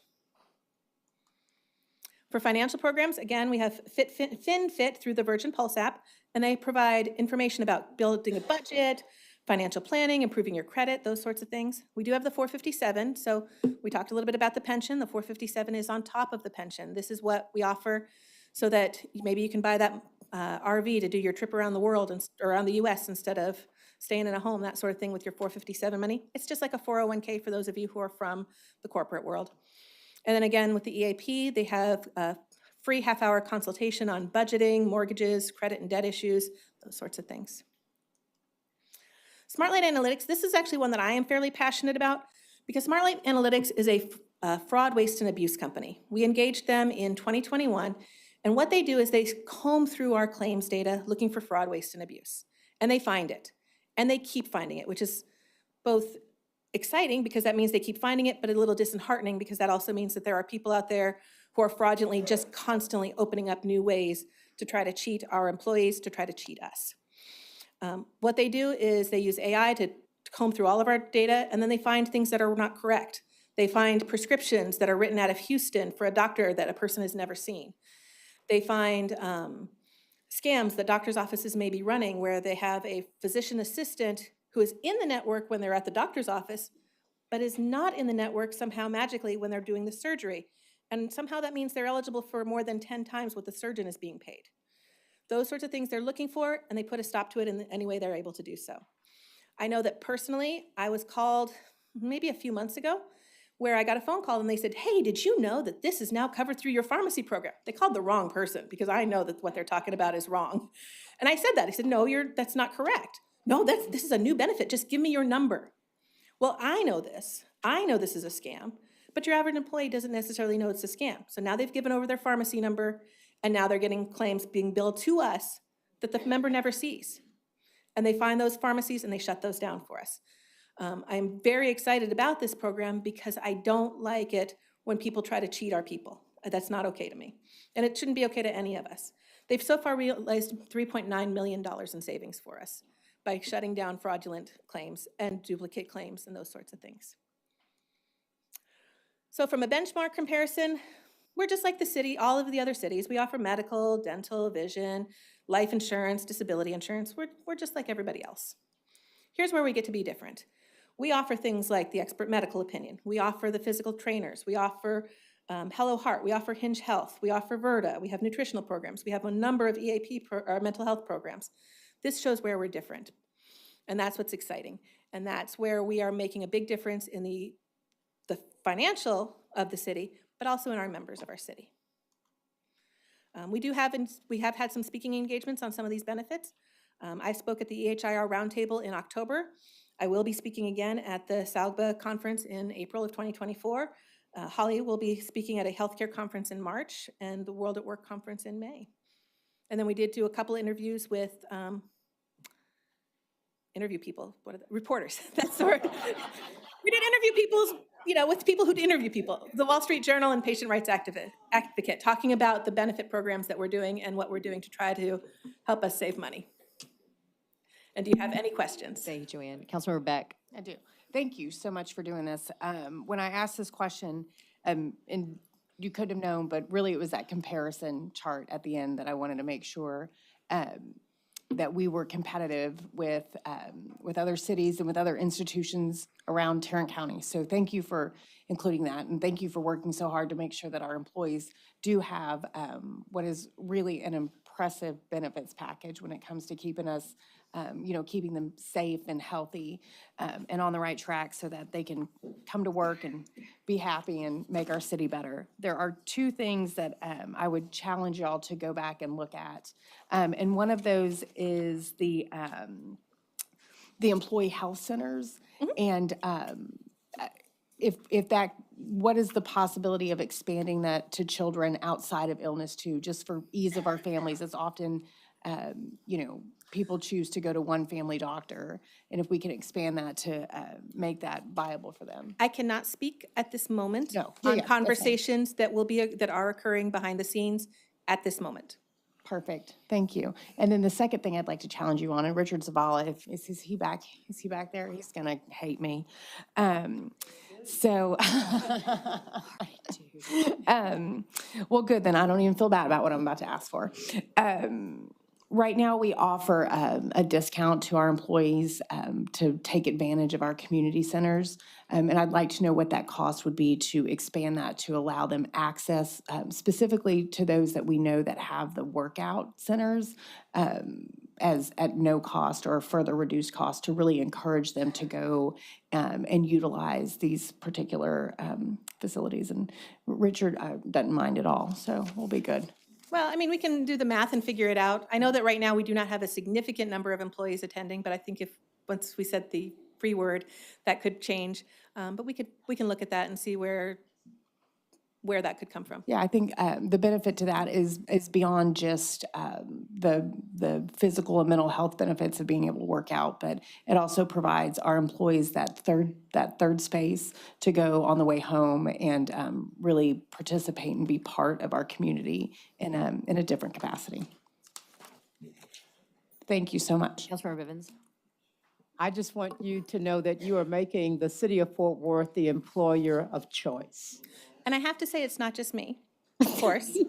I have 4 benefit staff and 2 wellness staff who work very hard to support the 6,000 plus active employees, not counting the 440 members who are on their own plan, and the 3,000 retirees. We work, and we're all very passionate about keeping doing this for our employees and for our citizens, or for our employees and our retirees. Well, let me tell you who your biggest cheerleader is. It's a lady named Denise Cook, that being the wife of our city manager, who, because of Denise, David got a Sunday appointment that he didn't think he could get. That's when you were sounding like Barry White for a while.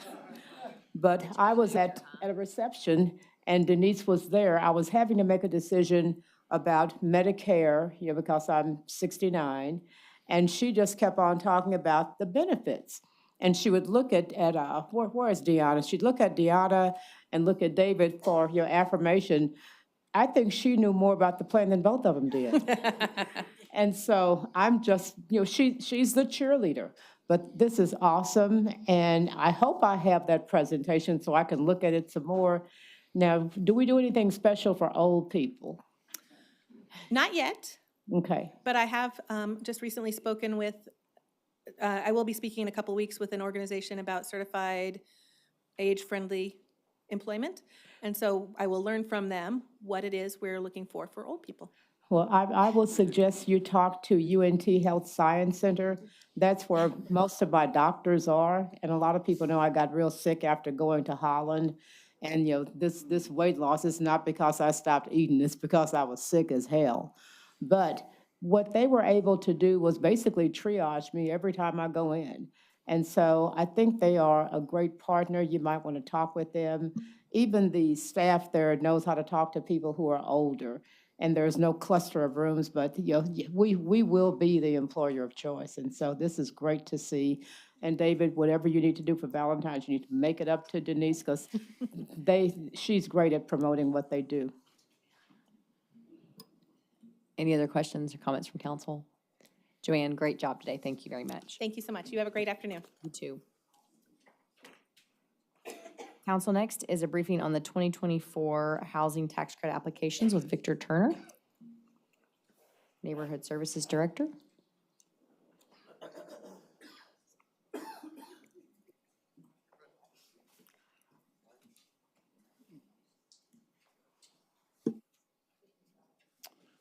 Good afternoon, Mayor, Council.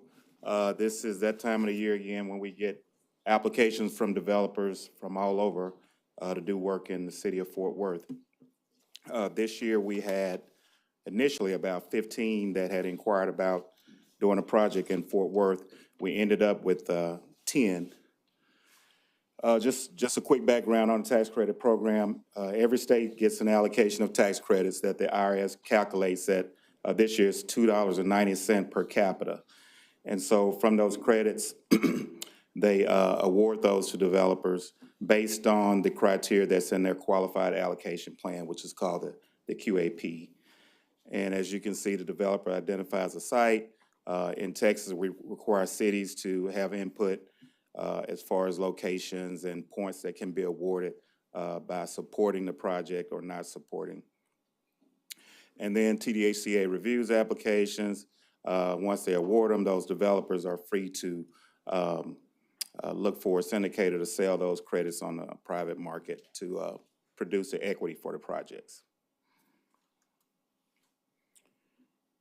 The two things that's most important here is the scoring. For a resolution of support is 17 points.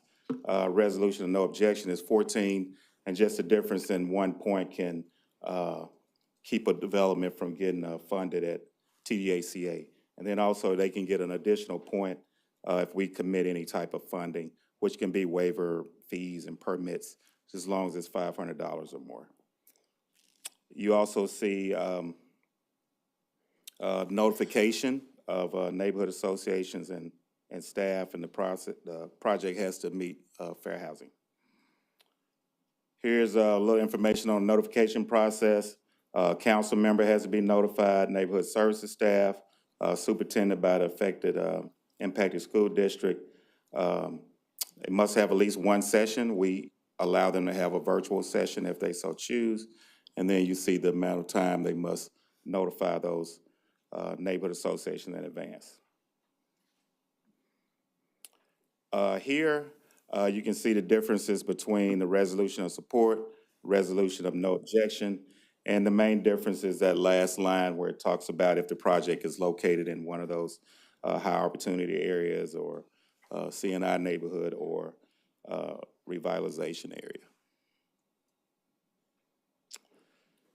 I mentioned earlier about waiver fees and permits can be part of our development funding. You see in the blue those that are eligible for fee waiver. And then just this year, park dedication fees were added, and we asked that the developer consult with our Park and Recreation Department about that. And then what's not waived is transportation and water, wastewater impact fees. Here's a list, a map of all the projects. As I mentioned, there were a total of 10. You see the council district they're located. These total about 649 units. There are 3 senior projects in this one, in the group, and 3 rehabs, with 2 of those being a conversion from a different type of facility to housing. First one is up north in Council District 4, Huntington Place. It's a senior project for those age 55 and up. It does require zoning change. It's located on Bathwood Boulevard. Some of the proposed amenities include a game room, pickleball court, dog park.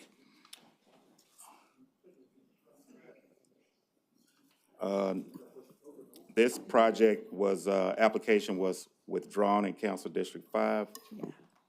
Next is Hughes House. Of course, Hughes House is one of the phases of development for our Choice Neighborhood Initiative. This is Fort Worth Housing Solutions and McCormick Barron. This one is tax exempt. I failed to mention, all the projects are tax-paying with the exception of this one with the Housing Authority being a tax-exempt agency. 78 units in this particular development. It's located east of Rosedale and west of Cowan. Delara Chase is a rehab. I believe the current apartment complex is called Candle Chase, I believe, on the corner of Hewlin and Alta Mesa. 116 units. Sagebrook Development is the developer. Megan Lash, they've done quite a few rehabs. One you may have heard, CLO Place, that they did a good job converting. So they're developer here. Sycamore Senior Living, another senior development, 88 units. There'll be a zoning change required for this particular development. It will include a fitness facility. It's also close to grocery store. I believe Winco Foods is close by, and some other amenities. Georgian Oaks, this would be a rehab conversion to housing located downtown near the Hilton. It will include a kitchen, cyber lounge, fitness center, and some public art and courses within walking distance of a lot of amenities in downtown. Marion Grove, this is the former Lady of Victory Center, very large facility that will be converted to housing. It will also include a lot of amenities, cyber lounge, fitness center, public art. It's also close to a Walmart neighborhood market. This is also being done by Sagebrook. What's a cyber lounge? Games. Okay, sorry. I should have known that. Different than a game room, different type of games. Got it. This one was withdrawn.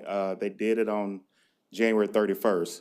So right now it's in the MNC, so we'll have to make some changes to that. So disregard Avenue at Lancaster. Is that project not moving forward? Councilmember, it's not at all. Okay, thank you.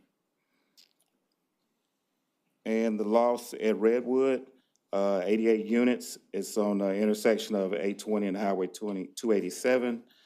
This one also require a zoning change. It will include a pool, a resident garden, dog park, close to some convenience stores, and small grocers. So I believe that's the last one on the list. This particular one was withdrawn.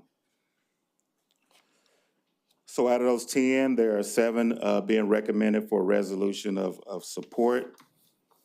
You also see the 3 that have been withdrawn. The timeline, you can see we are now at February 6th, our staff recommendations for council work session with MNC next week. Deadline is March 1st for the application to be submitted to Texas Department of Housing and Community Affairs. And then in July will be the awarding of the tax credits. Questions? Thank you, Victor. Questions from council? Councilmember Nettles? Thank you, Victor. Great presentation. I believe you stated that we started out with 15 applications and dropped down to 10. Out of those other 5 that were not on the slide, did they not meet the requirements or get scored, or were there, or did they not have the support of the council members for those 5? Various reasons. Some of them decided not to go forward for financial reasons. Some of them felt they may not could meet some of the things that we asked for. And they may have had some early conversation with some of you and may have decided to drop out as well. It's just a variety of reasons. I'm curious, and you can send that to me offline through email, what those 5 were and the locations. Because I think, you know, of course, housing is very important all over the city of Fort Worth. Yeah, and sometimes they do preliminary scoring with TDHCA and they see they won't be able to compete, and sometimes they... Fair.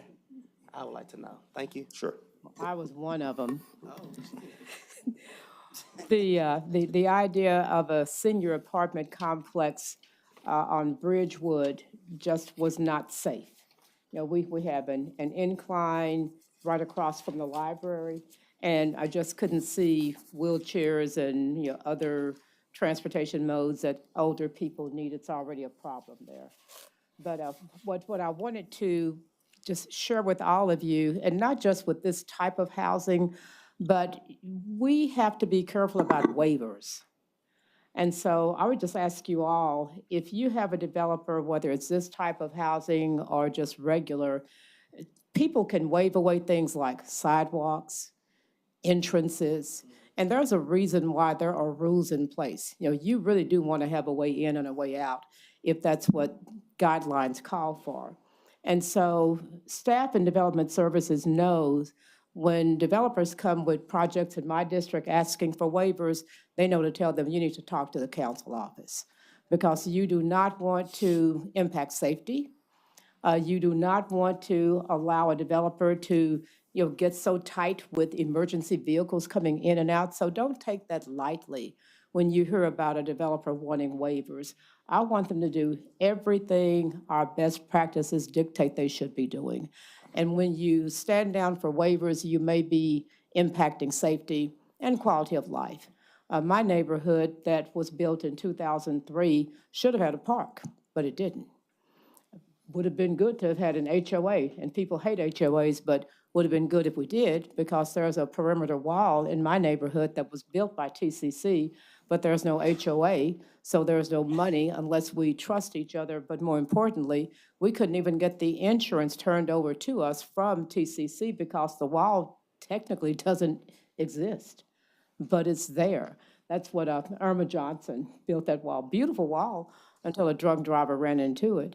And so just, when you're looking at these projects, have your antenna up for waivers.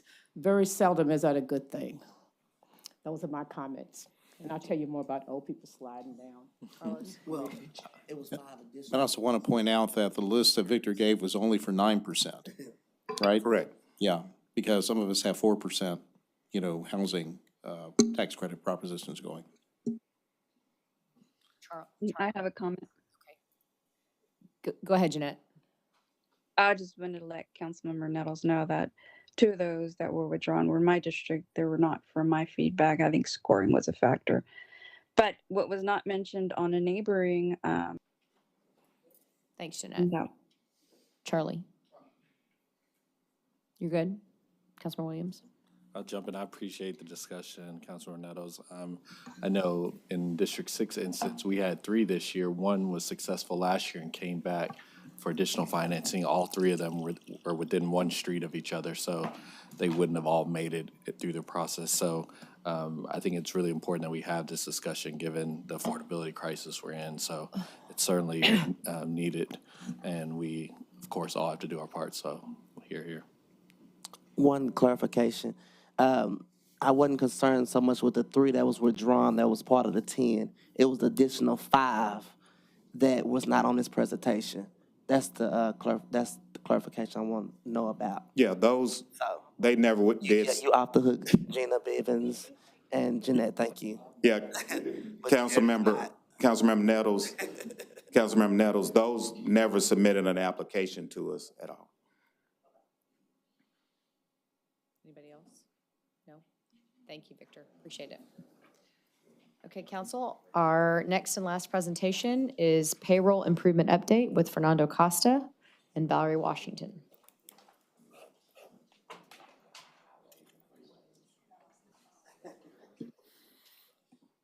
Thank you, Mayor, council members. You've asked us to update you on our efforts to improve the efficiency and reliability of the city's payroll process, particularly as it pertains to our police and fire departments. And so this afternoon, as your final briefing for the day, Valerie Washington and I would like to speak with you about what we've done to date, where we are at present, and how we would like to work with you on decisions about how we proceed into the future to improve our payroll process. And while Valerie and I are the ones speaking to you this afternoon The folks who have done most of the work are represented in the audience today from multiple departments, particularly finance, human resources, and IT, as well as police and fire, of course, which are directly involved in the process. The law department, Fort Worth Lab, internal audit, and others. So this has been, in a classic sense, a team effort by city staff to bring to you a report on payroll improvements. And this is an important topic as reflected by some of the facts that are displayed on the screen. Payroll represents almost $1 billion, or over a third of our $2.6 billion city budget. So we're talking about considerable resources. And police and fire by themselves represent more than 2/3 of the general fund budget. So that's a big part of the general fund. We have, of course, over 7,000 active city employees. And from those who are in the general fund, public safety represents well more than half, about 57%. And last year, we processed over 180,000 payroll transactions. So there are a lot of moving parts, and there are many ways in which the process can go wrong if it's not properly designed. So we're trying to ensure that the process is designed to minimize errors and to improve efficiency. Now, we're focusing on police and fire for a variety of reasons, relating to the fact that their payrolls tend to be considerably more complex than the payrolls of other city departments. Police officers and firefighters tend to work variable hours, particularly firefighters. They tend to work frequently on holidays at higher rates, different rates from what we normally pay these employees. They work disproportionately large amounts of overtime, and they work with a variety of pay incentives that we need to take into account as we pay these employees for the work. And finally, a host of special provisions in labor agreements, collective bargaining for fire, meet and confer, which is now underway for police, provisions that are sometimes subject to interpretation. How one person reads the agreement may not conform to how another person might interpret it. And so police and fire are important for us to address. The departments participating in the payroll process include primarily finance, human resources, and IT, but all departments are involved in the process in one way or another. We therefore formed, a couple of years ago, a payroll task force led by the city manager's office. Ms. Washington and I co-chair the task force. But we have key staff from multiple departments: finance, HR, IT, Fort Worth Lab, law, internal audit, police and fire. And recently we've added representatives of the police and fire unions to ensure that they have a seat at the table. We've kept them informed along the entire process, but we wanted to be sure that they were at the table as these discussions are occurring. The project was much needed because we need to resolve the repeated challenges associated with processing those fire and police payrolls. We needed to improve time and absence tracking and visibility. Wanted to optimize the calculation of payroll time for fire and police. Needed to reduce errors. In fact, often council members in the past would get word from individual police officers and firefighters that their paychecks had not been accurate. and their required attention. Sometimes we'd make overpayments, sometimes we'd make underpayments. And we need to be sure that these payments are accurate. We needed to rectify inconsistent application of policies. The policies are complex, and they sometimes require interpretation, and we needed to minimize multiple interpretations of the same policy. And we needed to ensure full compliance with the adopted labor agreements. We set 5 goals for this project to ensure accurate and efficient processing through automation. We wanted to reduce the number of manual steps in the process. The more manual steps, the greater the likelihood of human error. We wanted pay advices to be simple and easy to read. I think we've accomplished that goal already. We wanted to improve the end user experience, make it easy for everybody who's associated with the process, particularly the recipient of pay. We wanted to improve employee accountability. Everybody needs to be accountable for the accuracy of data that are entered into the system, as well as for the results. And we wanted to streamline the business processes. We've already made significant progress on that front as well. And so we wanted to focus particularly on 3 attributes of the payroll system: the complexity of policies, trying to simplify those policies and ensure as much as possible that they're mutually consistent. We wanted to automate the process as much as possible, reducing manual steps. And we wanted to ensure employee accountability. If an employee wants an accurate pay, that employee needs to enter accurate data to ensure that we can process it properly. We've adopted a phased approach to this project, and I'd like to ask Valerie to come forward and talk with us about it.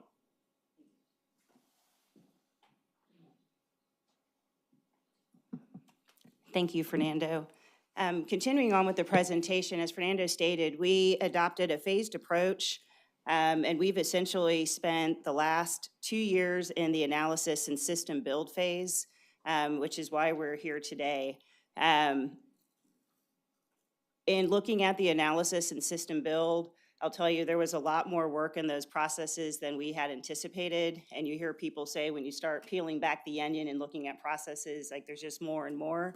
And that's what we found in this case, in looking at the processes that had been in place when we had the mainframe system and we're processing payroll, and looking at how processes have evolved and been documented from that time. And there were some challenges with that. Also finding where practices didn't match up with policy and trying to reconcile those issues as well. We have spent time in the system build phase, the team working with both police and fire with the UKG team to build a fire and police payroll system. I am proud to say that UKG has finished the fire build officially. They are about a month away from finishing the complete build for police. And at that point in time, once they have that build complete, we'll be able to actually start testing the system. We included a slide just to provide some of the history. We have been here before talking with you about this payroll project. When we first implemented it, we came back about a year and a half ago, needing a project extension, and we are here today, hopefully with a final, not a final report out, because we are asking to keep moving on with the project. Let us finish the testing since the system has just been built, and then allow some time for the system to be tested before we come back to mayor and council and share the results of that testing and then provide recommendations for next steps. As Fernando had stated, there's been some wins in this process. It's been challenging for sure for the teams working on this, but there have been some wins, including the redesign of the pay advice.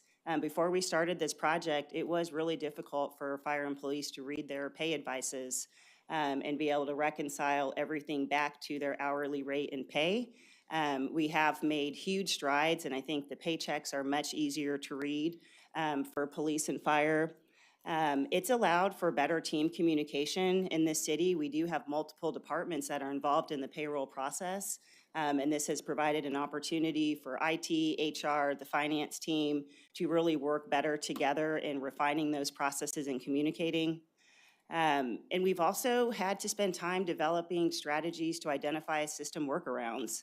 When you have a system or processes that aren't clear or are too complex, people will find a way to make it work. And that's what we had to deal with in the system. People found a way to make it work so we could get paychecks issued to people. And I want to say that is the most important part of this project is we understand how important it is to pay people on time. And that is one of our goals. We understand the stress it causes police and fire or any city employee when they have an issue with their paycheck. And I would say lastly on this slide, in looking at some of the processes, refining them, they have found efficiencies in the hours associated with processing payroll, that some of the new processes that we have implemented have reduced that time from staff processing. As I shared, our next phase is phase 3, and it's functional testing. As I said, the vendor was to complete the system build for fire by February of 2024, and I've confirmed again that that build is complete. The police department build will be finished in March of 24, and then we want to initiate approximately 5 months of testing, 4 months for fire, and then 4 months with police with a month overlap. The goal of the testing now that UKG has built the system is just to test out the various pay scenarios. And so that's the process that we want to start to test out the system to see if it is working the way it has been programmed. I will say we anticipate that it is going to work.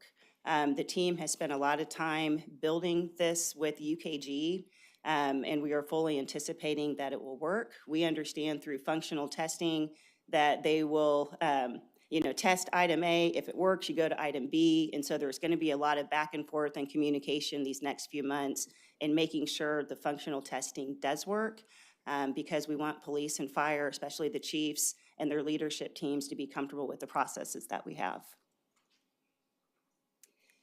Through this process, our initial payroll budget when we asked for this project was about $2.6 million. Just the note in here, we came back in January of 2023 and added another $1.2 million to the project budget. At this point in time, we're asking, we have identified $365,000 in departmental budgets for police, fire, HR, IT, and finance to fund the $365 that it's going to need to extend into the functional testing phase.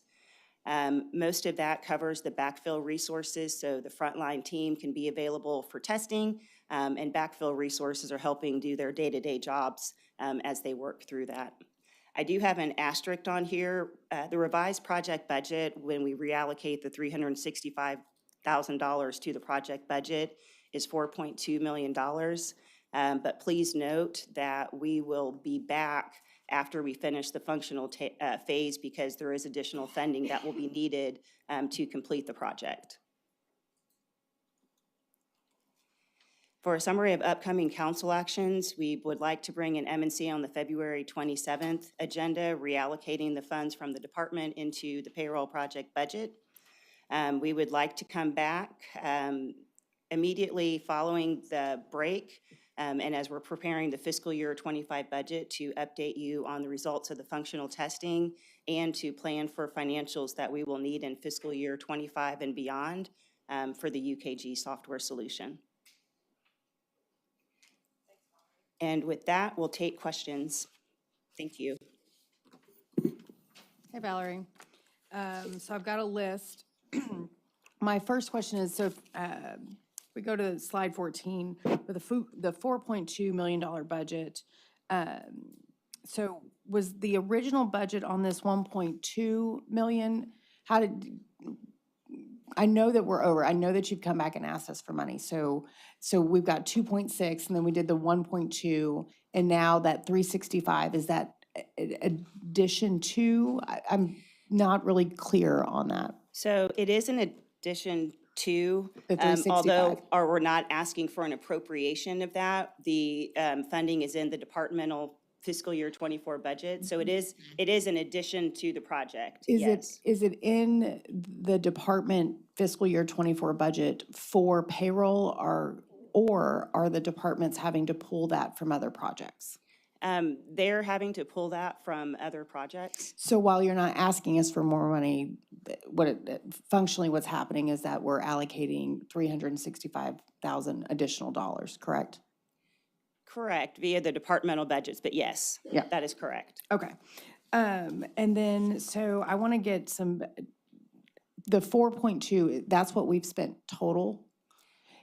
Less the 365, Gotcha. yes. Okay, and does that include money that we gave to the vendor and staff time, or? Yes. Okay, and is that staff time for the backfilled positions, or does that account for, generally speaking, the staff time that we've spent on this? It's been the backfill for the positions, but I'm looking at my team in the audience, and they're shaking. Yes, it's been for the backfill for the positions. Do we have any sort of idea on how many staff hours have been spent on this project since its inception? I think in working with HR, and I'm looking at Casey and Deanna, I think that we would be able to quantify definitely the backfill hours. I think we could work with the chief and both of the chiefs and their teams and get you some hours, but I don't have that right in front of me. But I will tell you that the team, we meet biweekly, and I know this team, especially this past year, has spent a tremendous amount of time in working with UKG and working through processes, in our collective bargaining and labor agreements, trying to make sure that the system was built correctly. And that has taken up a lot of staff time this past year and a half. Okay. How far, Jay Chapa initially told us this was going to take 9 months, and I don't even know how many months ago that was. So how far past the initial deadline that we said this was going to be done are we at this point? So we originally provided that 9-month timeframe in August of 2021. Our original plan, I think we had proposed that the build would be completed in fiscal year, when we started the project in '21, that it would be completed in '22. Once we came back to council last January, we extended the project to have a go-live date, I believe, of May and June of 2023. And we are now we're at the testing phase, and we still need through, I believe, 2025 before we'll go live, because we'll finish this functional build. We then have probably some end-to-end user testing, and then it's a big training effort to train the personnel in the departments. So we're anticipating kind of that worst-case scenario. I think there's some cushion built in there, but it would be 2025. So that May 2023 date that you gave, was that for the completion of the functional testing, or that was the completion of everything? We had anticipated that we would have everything completed by that time, and we I don't think that we had taken into account some of the process engineering conversations that we would need to have. Sure. But I will have to tell you that was just grossly underestimated. Even that original 9-month build, as we've reflected with the team, it would have been very difficult to have completed it in that time frame. Okay. And I'm not going to hold you to something that somebody else said, but that was represented to this council. And so we're going from 2022 to now May 2023, and now 2025. And so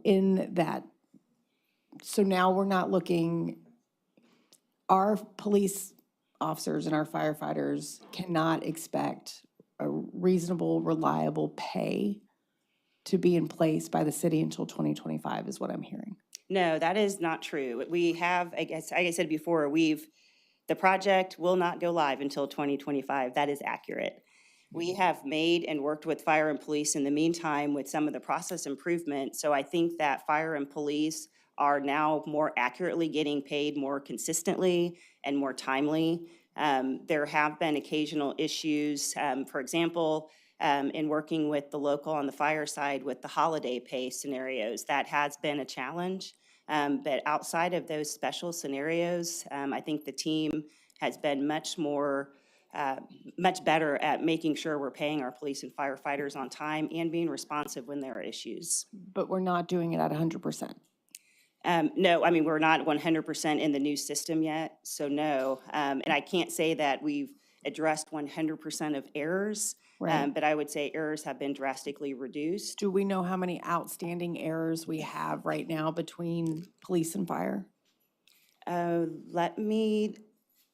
don't know. And I'm looking at my team to see if anyone has that handy. If you don't mind, council member, if I bring that information back to mayor and council. That would be great. So you indicated that you were going to come back and ask us for an additional funding in next fiscal year, is that correct? And what's that anticipated to be? If we make it through the functional testing, which we believe we will, we are looking at, I believe it's approximately less than $2 million that would get us through to the end of go live and cover the licenses and backfill expenses to get us to the project completion. What happens if functional testing doesn't work? Then we will have to come back to this body and to City Manager Cook and let him know that the functional testing did not work the way we had anticipated and built it to work. And we'll have to make a tough decision with this mayor and council about what next steps we need to follow. Because I think if functional testing were not to work, we still have a gap that we'll need to figure out in ensuring that we're paying fire and police accurately and timely. Okay. To use the word frustrated would be a gross understatement of how I feel right now about this particular issue. And Mayor Pro Tem Bivens will often remind us that if you Google City of Fort Worth and payroll, this issue is not new to us. And I appreciate the time that you spent educating me on the history of where we got there. And we know that we didn't get it right back in 2010 when we didn't fully implement PeopleSoft. And so since 2010, it's 2024 now, right? So 14 years have gone by and we have limped along and we have normalized not paying our people correctly. And I think today of all days, we are reminded of the job that our police and our fire do and the minimum, the bare minimum that we can do as a city is pay them correctly and pay them on time, and we're not doing that. And it's looking like 2025 until we have some sort of reasonable resolution. When you came back in, what was it, 23, and you asked for the 1.2, I was real direct in that and said that that was the last bit of dollars that we were going to give to keep trying to Band-Aid a system that we know isn't working. And I appreciate the enormous amount of time that staff has given to this to try to fix it. And I appreciate the fact that a lot of it was process. And how we were doing things that aren't a lack of process. And so the benefit of this is that we have uncovered a lot of those shortfalls and we are fixing those as a city. But we're still not fixing the root issue, which is getting our first responders paid on time. I am not inclined, I don't like that. And I personally, while I appreciate you've tried to do this without coming to us to amend any budgets, that's $365,000 that could be spent elsewhere. And it's not, it's going to this particular project. I want to know at what point in time do we rip the Band-Aid off and say that since 2010, this has not worked. 14 years later, we're still trying to make it work. And we still have 2 years, that's almost 2 decades by the time we get this thing implemented, if functional testing works. So I want to know what our backup plan is. And I want to know what staff has done to, and I'd like you to bring back to this council what a new system looks like, and not just for police and fire, but one that integrates the entire city, because we have fixed the general employee issue generally, right? But we know that at one point was a problem as well. So I'd like to see, I want to know what that dollar amount looks like, and I want to know how we get to that, because waiting another 2 years to make sure that they get paid correctly and timely is not acceptable. So point of clarification for Valerie, UKG is a new system. it's a separate software from PeopleSoft, Yes, it correct? is, correct. So what you're presenting here today is hopefully will be a new solution. You're hopeful about functional testing. Yes. I agree with Elizabeth's exasperation, I do. Sure. But I don't really see an alternative right now. I think she's just expressing the frustrations of police and firefighters that have come to her and other council members, understandably. But what I'm hearing you say is UKG is a new solution that we are functionally testing, that we hope to get to a place where you can come to us and say, this is our new software application we're utilizing for the city of Fort Worth. And I would anticipate the fiscal year 2025 ask will be significant if you're embarking on a new partner that's not PeopleSoft anymore, correct? Correct. And I want to say we are paying police and firefighters timely and accurately. And if issues arise, we are addressing those immediately with the POA and the local 440. I can't even think of the last time issues have developed outside of making sure we get the holiday pay corrected. And that did take us some time where we needed to make sure we were paying firefighters for holidays they worked. And that's something that's shared with our entire leadership team.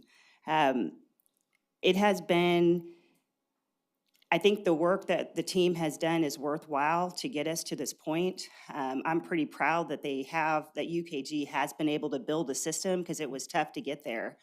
It was tough making sure we had processes in place. You are right, there were some gaps in PeopleSoft that caused some challenges for this project, but we were able to work through those gaps and work effectively with UKG to get a system program that we can start testing. But I completely understand the frustration.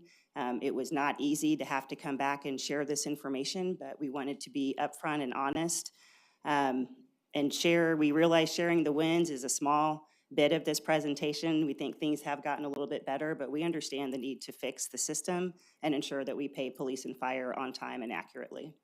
I know other council members have questions. Maybe my request would be over the next several months when you start functional testing, even if it's just an IR update to council about how that functional testing is looking so that they can anticipate good news come fiscal year or if it's some other departure, what we're maybe doing. Councilmember Bivens. Val and Fernando, thank you both for the presentation. And, if folk around this table are frustrated, imagine how police and fire have been.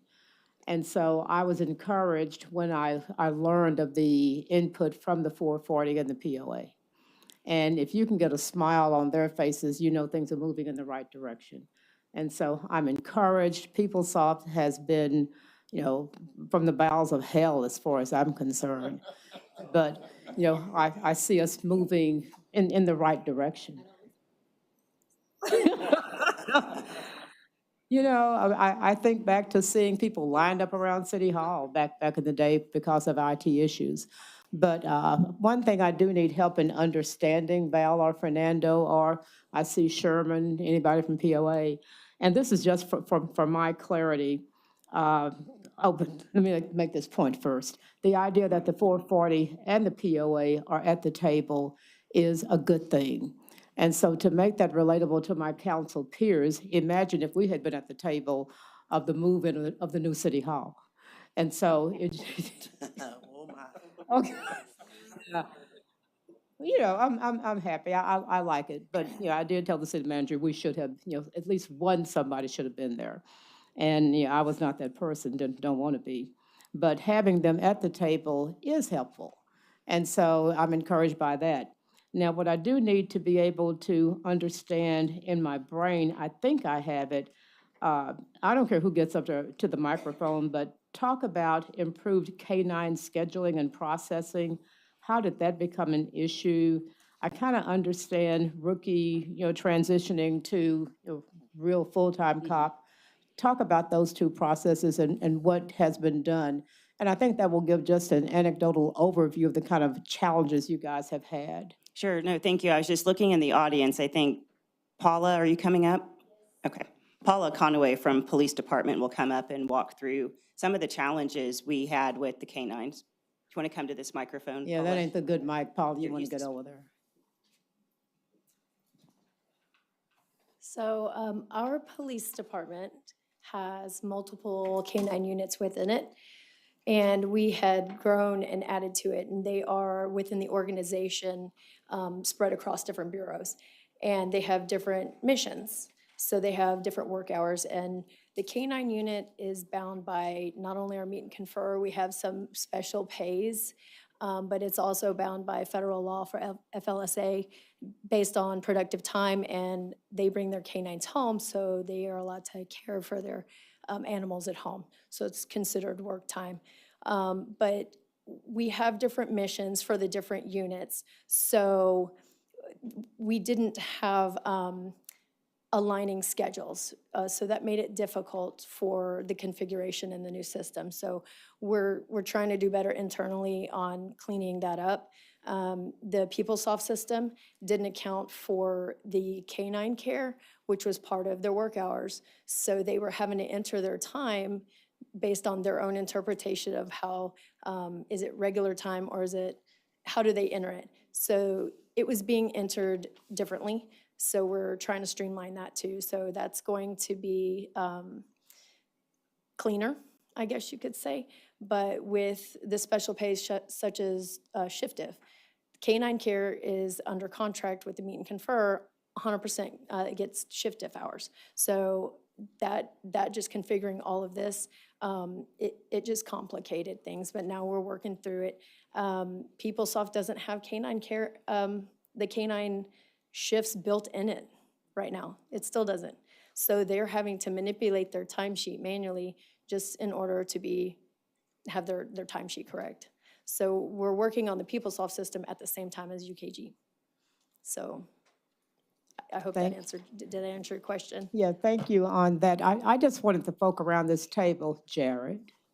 I wanted you all around this table just to get a peek into all of these manual processes that they've had to clean up. And that's just one example. And I think if you allow some grace, allow some patience, and realize it's not just punching buttons to make something right, this has been very, very hard work. And so, you know, I commend HR and IT and everybody else. And I think at the end of the day, I really like the time frame and that it's aligned with our budget process. That way we'll know what to expect and what we need to put off in there. But, you know, I've been pissed off about PeopleSoft for a long time. But I think we're kind of getting there.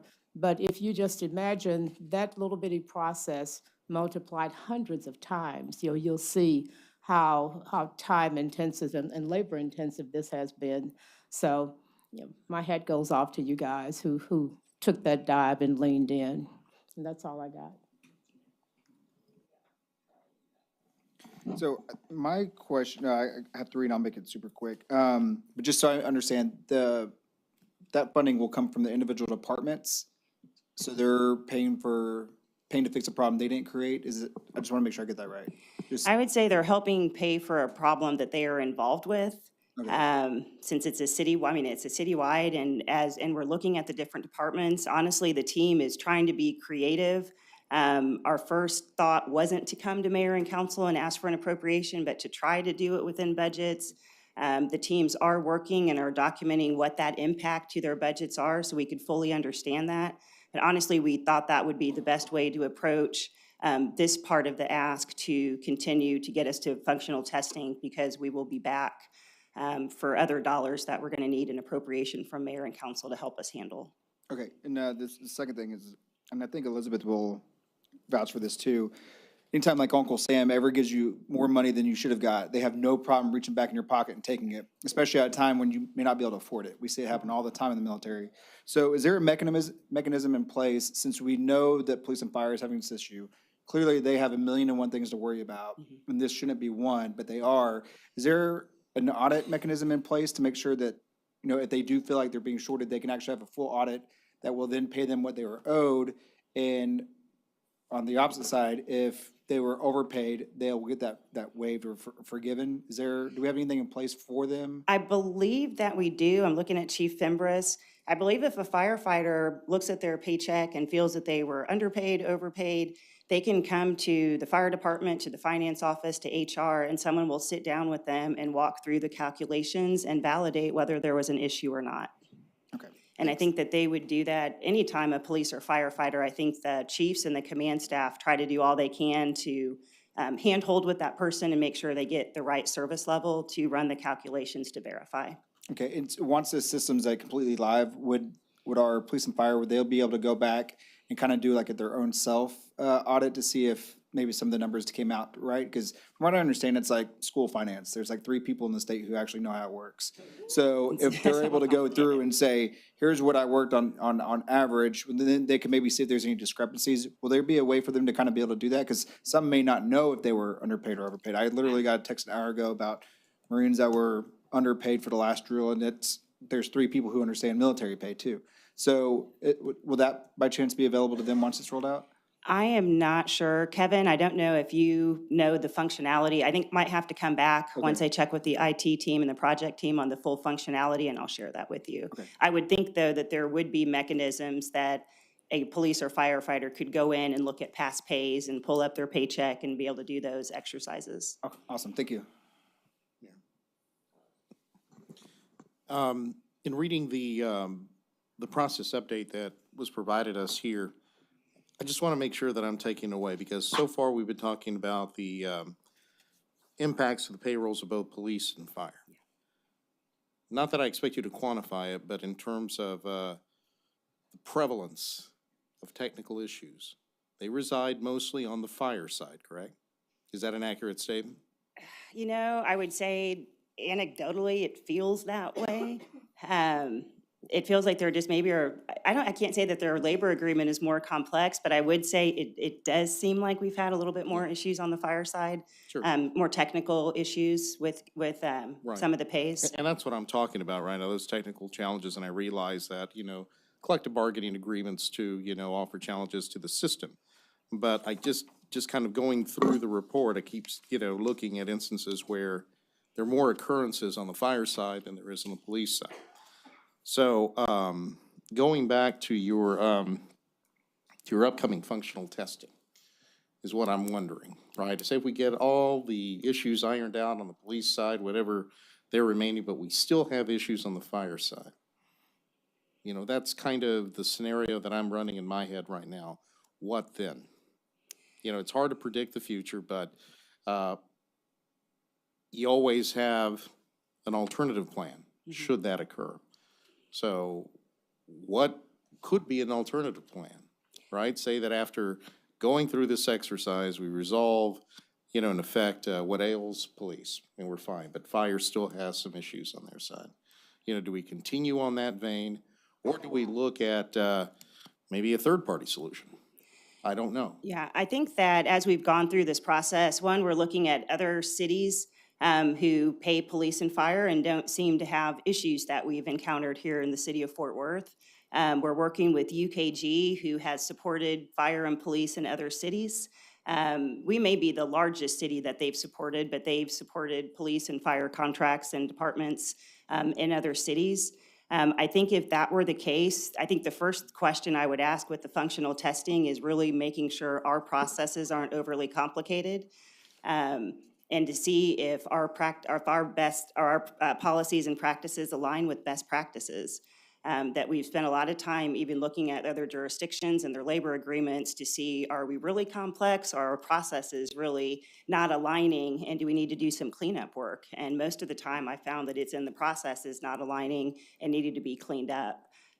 So I guess I think that the UKG product will be able to meet our functional testing. I think that if there are little nooks and crannies in there, there might be opportunities for us to look at our processes while still ensuring that we're following our collective bargaining and labor agreements.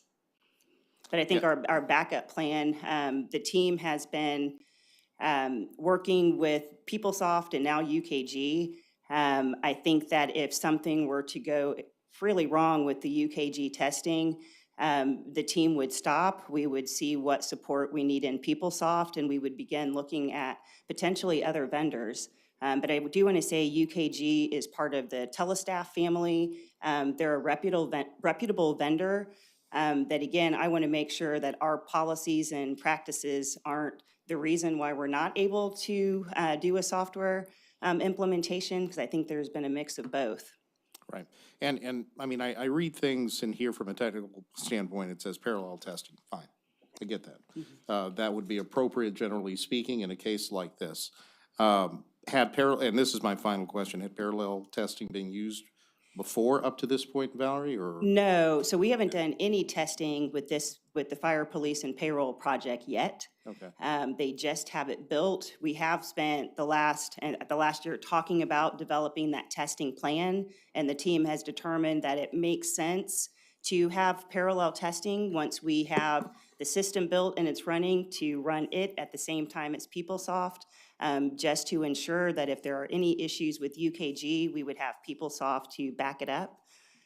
So I think the strategy of using parallel testing, once we get really into the functional testing and user testing, is a good strategy because it's just a good, safe double check.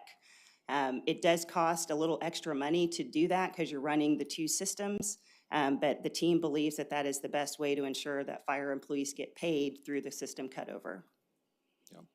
Okay, well, be thinking, I would say, humbly suggest be thinking of a backup plan. Sure. In case we get a scenario where we're still not through with this.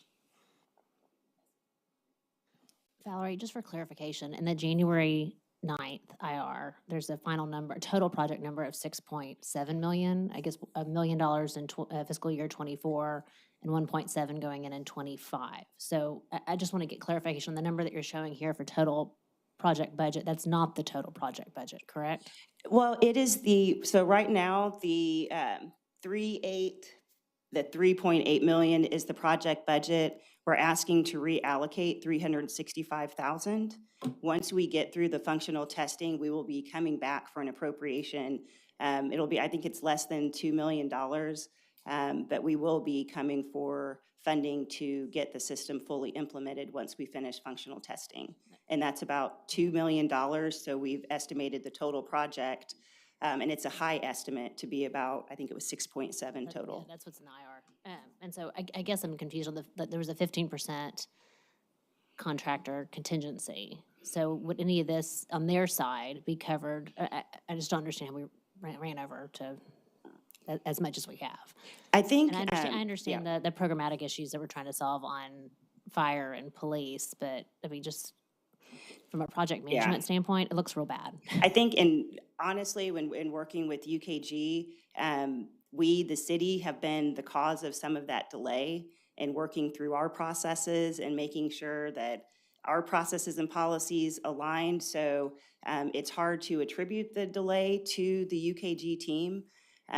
We have spent a lot of time in the past year, again, looking at policies, reviewing policies, spending a lot of time on items like holiday pay for the fire department, that I think the contingency is wrapped in.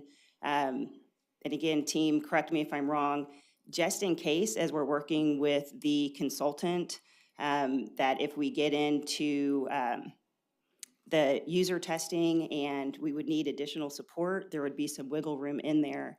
But I think the team could run the numbers without that contingency in there if you wanted to see that. That'd be helpful, yes, because I feel like we've expended everything we can.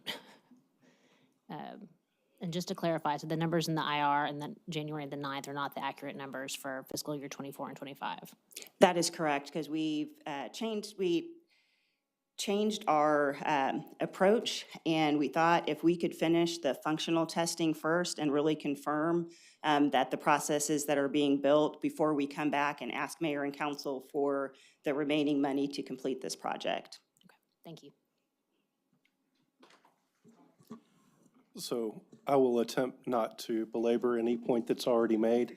I have to completely agree with Councilwoman Beck on the frustration levels and some of the issues she's raised. I want to emphasize Mayor Pro Tem's point. One of the early slides, it was mentioned that one of the challenges was the interpretation of the meet and confer and collective bargaining agreements. And kudos to bringing the other parties to those two agreements to the table. And I think it just goes back to we need to have the right people at the table as early as possible, and that would have probably helped quite a bit with some of these interpretation issues with getting our requirements right and properly scoping. So thanks for that. The quick question I have is, with revision, retesting, training, and then deployment, one of the things I think is currently fire uses telematics or Telestaff telestaff? for their telestaff, daily staffing. right? Police does not, so that's going to be a major change to police, correct? Yes, the police do not currently have a staffing software model. So the model that they're getting through this UKG project is going to be a new staffing model. Okay. What's the comfort level there? Has there been significant discussions with the department on that? See, Chief Noakes, Chief Aldridge, I don't know if you want to come up and talk to the staffing model. I know as the teams are working and they have subject matter experts from police, they are talking through those. Paula, it looks like she's coming up. She's been the main point of contact. But she can give us an update on how those conversations have been going, because I think it has been a challenge as police looks at a scheduling software like Telestaff. So throughout this build, we've been bringing on specifically at the unit level, specifically special events and traffic, and the ones that we figured that besides patrol on a daily basis, but the ones for big staffing events and especially annual events. The feedback from those units is that if the telestaff portion is up and running and built and it's working the way it works for fire, that it would make their job way more efficient. It make planning more efficient rather than doing things the way they're doing things now.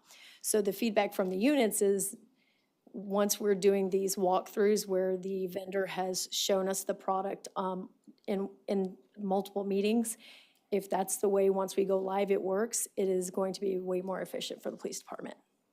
So that's the feedback from the units that we've brought on board in certain meetings. Okay, I appreciate that. Thank you. You're welcome. And then just one other clarification. Through the course of the presentation, we heard through 2025, and then we heard different timeframes during the year 2025. So can you firm that up a little bit for us potentially? Yes. We are looking, let me get to the microphone here.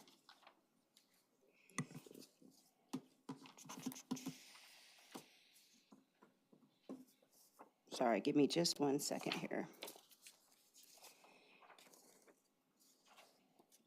We are looking at a go live in 2025 for fire, May of 2025. Is that right, team, as I'm looking out? And I believe police will follow after that. So May of 2025 and then sometime in the summer of 2025 for police. I believe they're a month apart. September, okay, sorry, thank you. September 2025 for police, May 2025 for fire.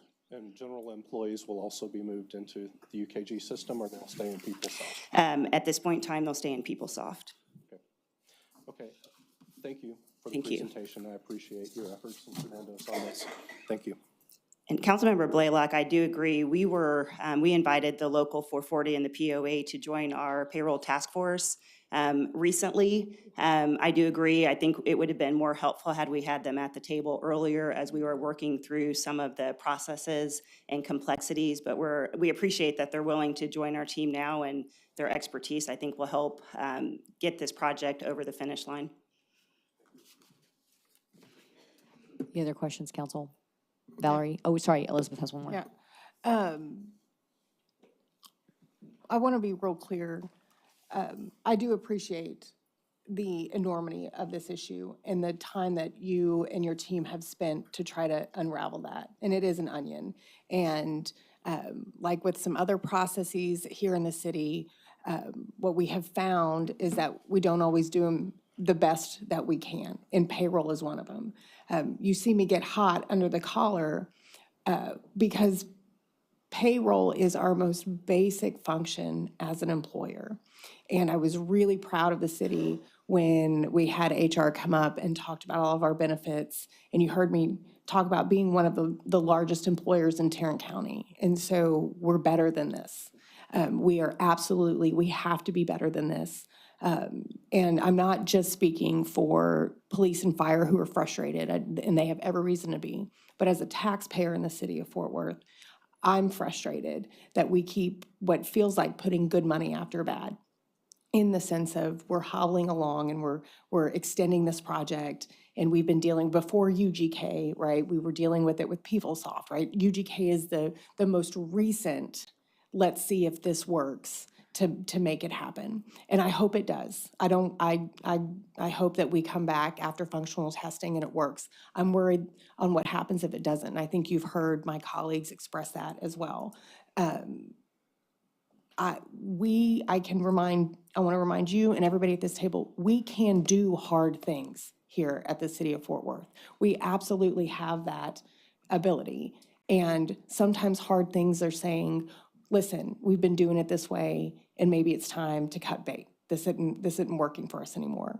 And I don't want us to get so marred down in the fact that we've been investing time and energy into this project to not be able to take a step back and say, look, it just isn't working. And that's really the assurance that I'm looking for today, is that as we get through this process, when is enough? And when do we say, okay, it's time to do the hard thing?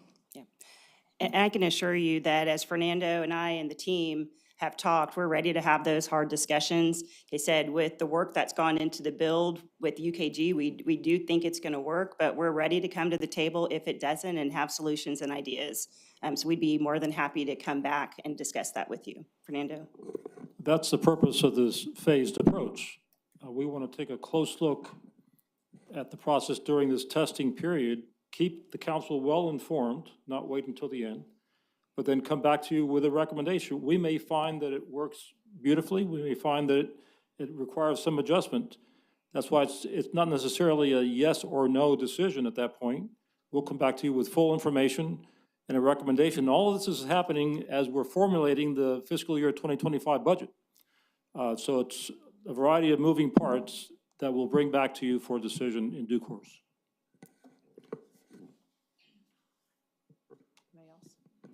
Thank you, Valerie. Appreciate Thank it. you.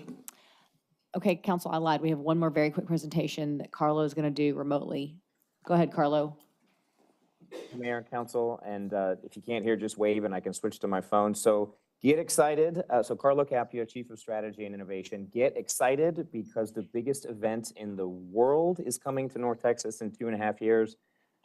The World Cup coming to Canada, US, and Mexico. Just wanted to give a quick update. And by the way, before I do that, Councilmember Flores, you'll be happy to know I'm in Coral Gables, Florida right now, where they've taken notice of our Vision Zero program. And so they've asked other chief innovation officers here are learning about our Vision Zero program. But we're all talking about the World Cup. Everyone in the world is. And so first, we're going to show you a video, and I'd like to commend our communications department because they put together this video highlighting North Texas's participation that would make FIFA envious when they see it. So let's roll the video.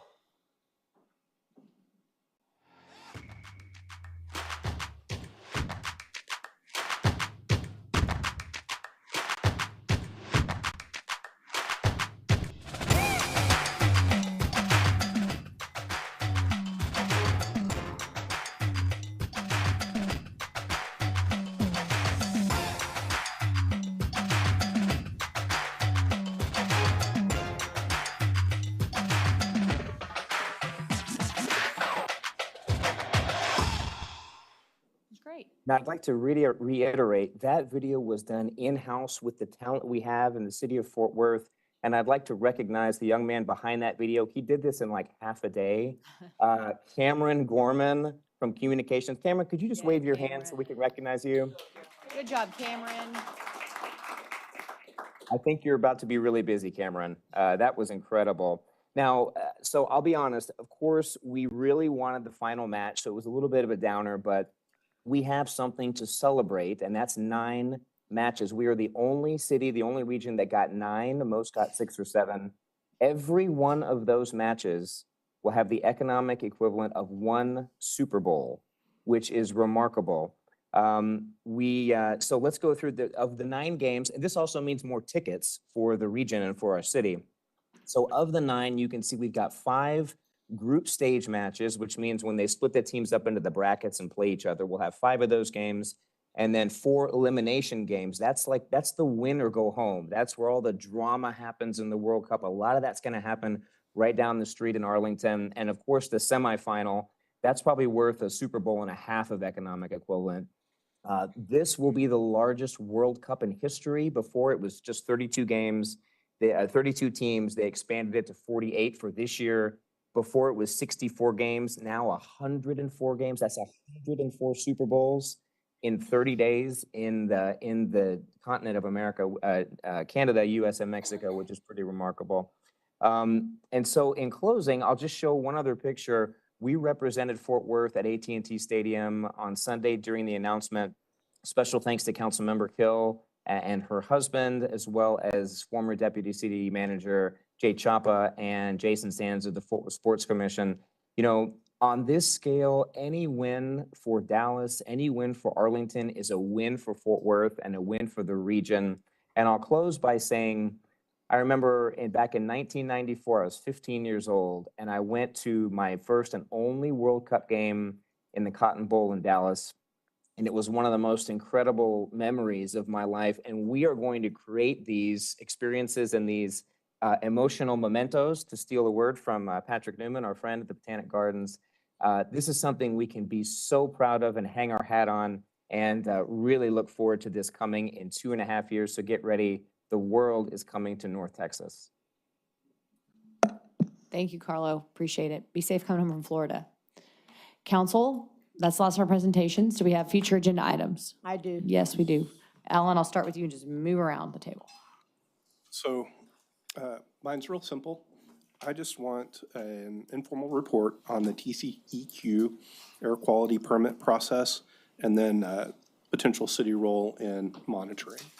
Okay, thank you, Alan. Councilmember Bivens? I'd like to see a revised team to include a council member as we do a true-up of the move to the new city hall. I think you all saw my picture of me hugging my wall. I have no complaints, but I'm concerned about the numerous complaints that hit Tanyan, and it's just not fair for him to be the recipient of all that. We need to formalize that kind of system.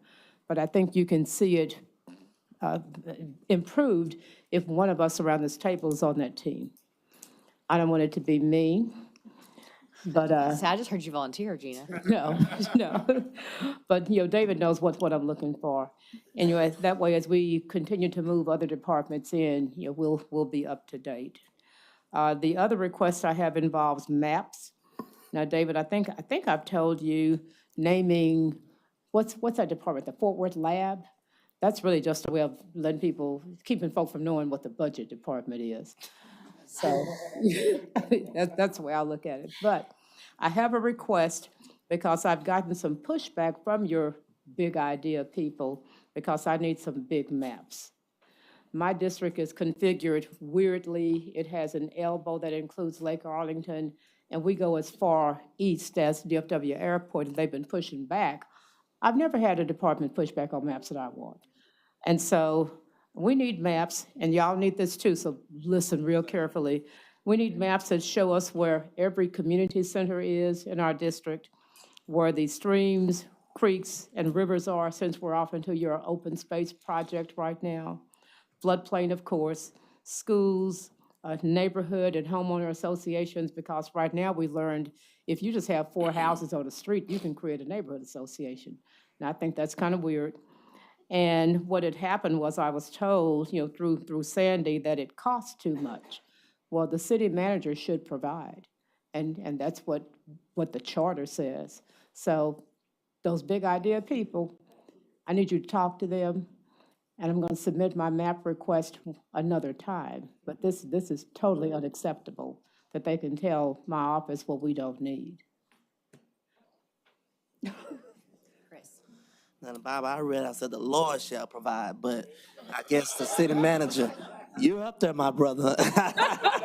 I'm just saying, I don't know. The Lord ain't taking my request. I hear you. I'm just, all right, here we go. I got 3. I want to see, and I know we got budget coming up, so there's a couple of these are budget items.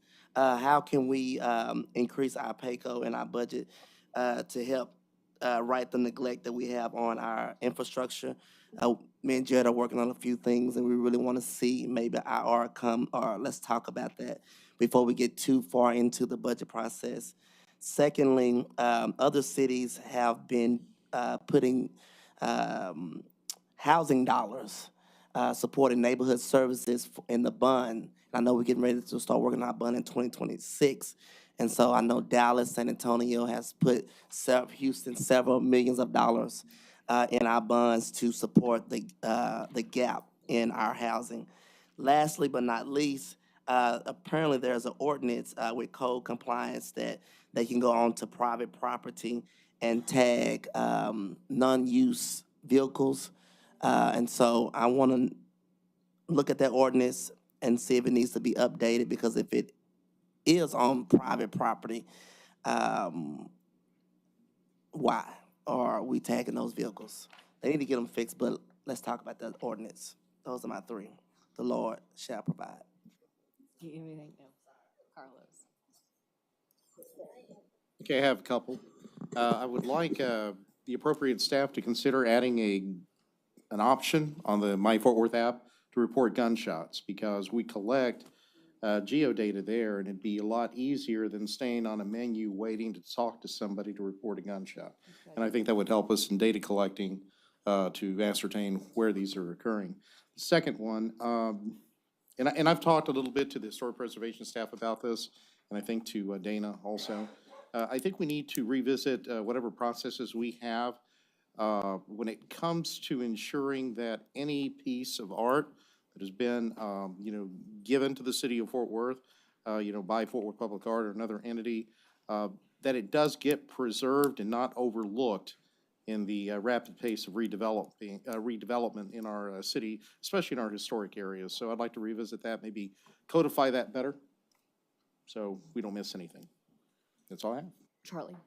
Yeah, I'd just like to get an update on where we're at with either selecting a vendor or what we're going to do about the veteran-owned small business initiative of contracts and the disparity study I think we'd mentioned, just if there's an update on that. And then if we get another update on waste management, specifically night waste services. And if there's anything our residents can do, because now we have some that are talking about complaints to, I think, TCEQ over and not being collected because of the weekly requirement. And they're being told, hey, just put it extra stuff out next week.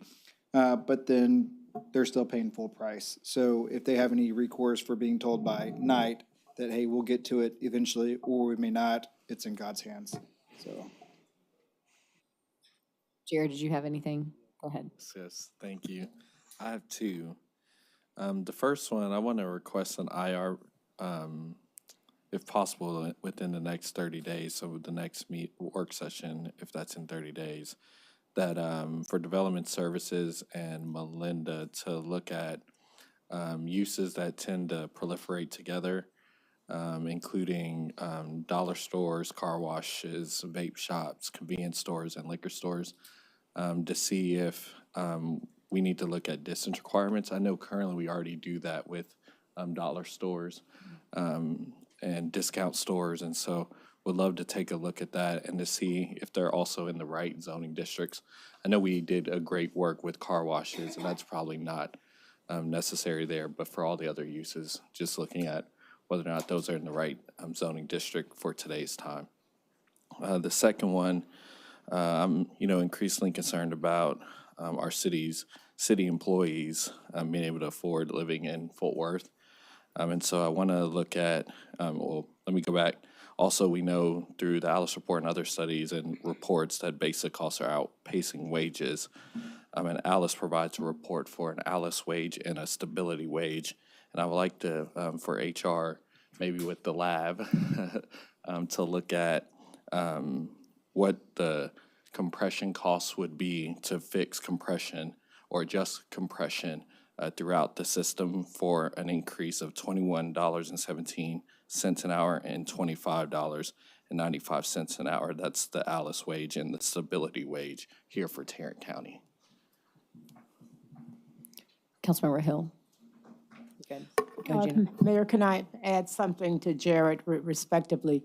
You may want to check with Mary Margaret, because when she gave a presentation recently, she talked about their policy on how they pay their people. I forget the dollars, but whatever it was just real impressive to my board of directors. And so you might want to check with her. Jeanette, did you have anything? Yeah, I just wanted clarification, Councilman Lauersdorf. Are you asking for a new disparity study? No, the last thing you'll ever hear me ask for is another study. However, that seems to be the going requirement, though. So no, we determined with the veteran-owned small business side, rather than going because the business enterprise, it'd be its own separate category. So, the minority-owned businesses, they would still qualify for their contract set-asides, and VOSBs and service-disabled veteran-owned small businesses would qualify for their own as well, if there's enough of them in the workplace. But letting staff kind of handle the reins on that. But from what I understood, there was going to be a study done on if there was a disparity there. So, yeah, I certainly hope that we don't actually need one, but I defer to our fearless leader. If we don't capture that, I'd like to request a disparity study, just because I feel like the data is, very old, and we needed some new numbers just with the, just our different population growths. And so I think that should be in there as well. Jared. Sorry, I didn't put a timing on the second one. Can I get that also in 30 days? And staff, I know that's a lot to ask, but I want to make sure we're prepared for budget season to make decisions. If that's too much, come back and talk to me. The last thing on that, we do a really great job around budget season about like scale factors of budget. So for instance, I know 1 penny equals $12 million in last budget cycle. That would be really helpful in this conversation. Perfect. Anybody else? No? Two quick things from me. One, Chris brought up the bond affordable housing. I think they're going to cover that briefly in the homelessness workshop, but we'll just make sure staff does include that so we cover that potential topic. Two is apparently Hal J's water got cut off today. I wasn't on WBAP, but I heard about it. And I've heard this happening to some customers that didn't make the switch on the new system. And someone like their family who's never missed a water bill, they just get cut off, they get the notice, they miss it. I want to dig into that a little bit and make sure that's not a prolific problem. Maybe a one-off on a few customers. If the water department could just let me know what that looks like, or what our process is for longstanding customers to get a little bit of a grace period. That feels a little weird to me. And then I'm curious on the car wash issue. I just want to know in a simple hour, how many car washes have gone up in the last 3 years in the city of Fort Worth? Because, what's that? Yes, they're everywhere. But because, we go back and forth with Yes. the distinction, the self-service versus the quick wash or whatever. Fully automated car wash is what I'm most concerned about. I think we're going to be covered in car washes if we're not careful, if we're not already. And then someone was talking about Pago. Who was it? Okay. So maybe it would be helpful, and Lauren may want to kill me for this. She's still in the audience, I think. But I'm curious, they've done an excellent job capturing the state of our roads and understanding where improvements are needed, to walk through that publicly, district by district. It won't be by street, just kind of understand where we are. Because I think it could also lend its conversation about maybe increasing Pago, which I know David probably would love. But there's a scenario where that's not possible just based on revenues or what are things we'd have to give up. But we've made great progress thanks to TPW. But I do know we've got areas of the city that need major improvements. It's just with streets. That's just one particular area. So, okay, that's all I've got. Yes, ma'am. And I think Carla overlooked it, not out of just that the presentation was lovely, and so was the video. But I did want to give a shout out to the Fort Worth Sports Commission and Visit Fort Worth. They worked so hard to get FIFA here. The bid process, I was behind the scenes of the Sports Commission, and they did not get recognized at all. And it was a travesty. It really was. And I know the city of Fort Worth worked really hard, Sports Commission and Visit. And I just wanted to, I know they're not here today, but I think it's important we recognize them in some way. Very well said, Macy. Yes, we're going to have our own Fort Worth World Cup strategy, I think, because Dallas doesn't care. Hashtag don't care. Okay, very well. With that, meeting adjourned. Thank you. Yeah, Dallas don't care.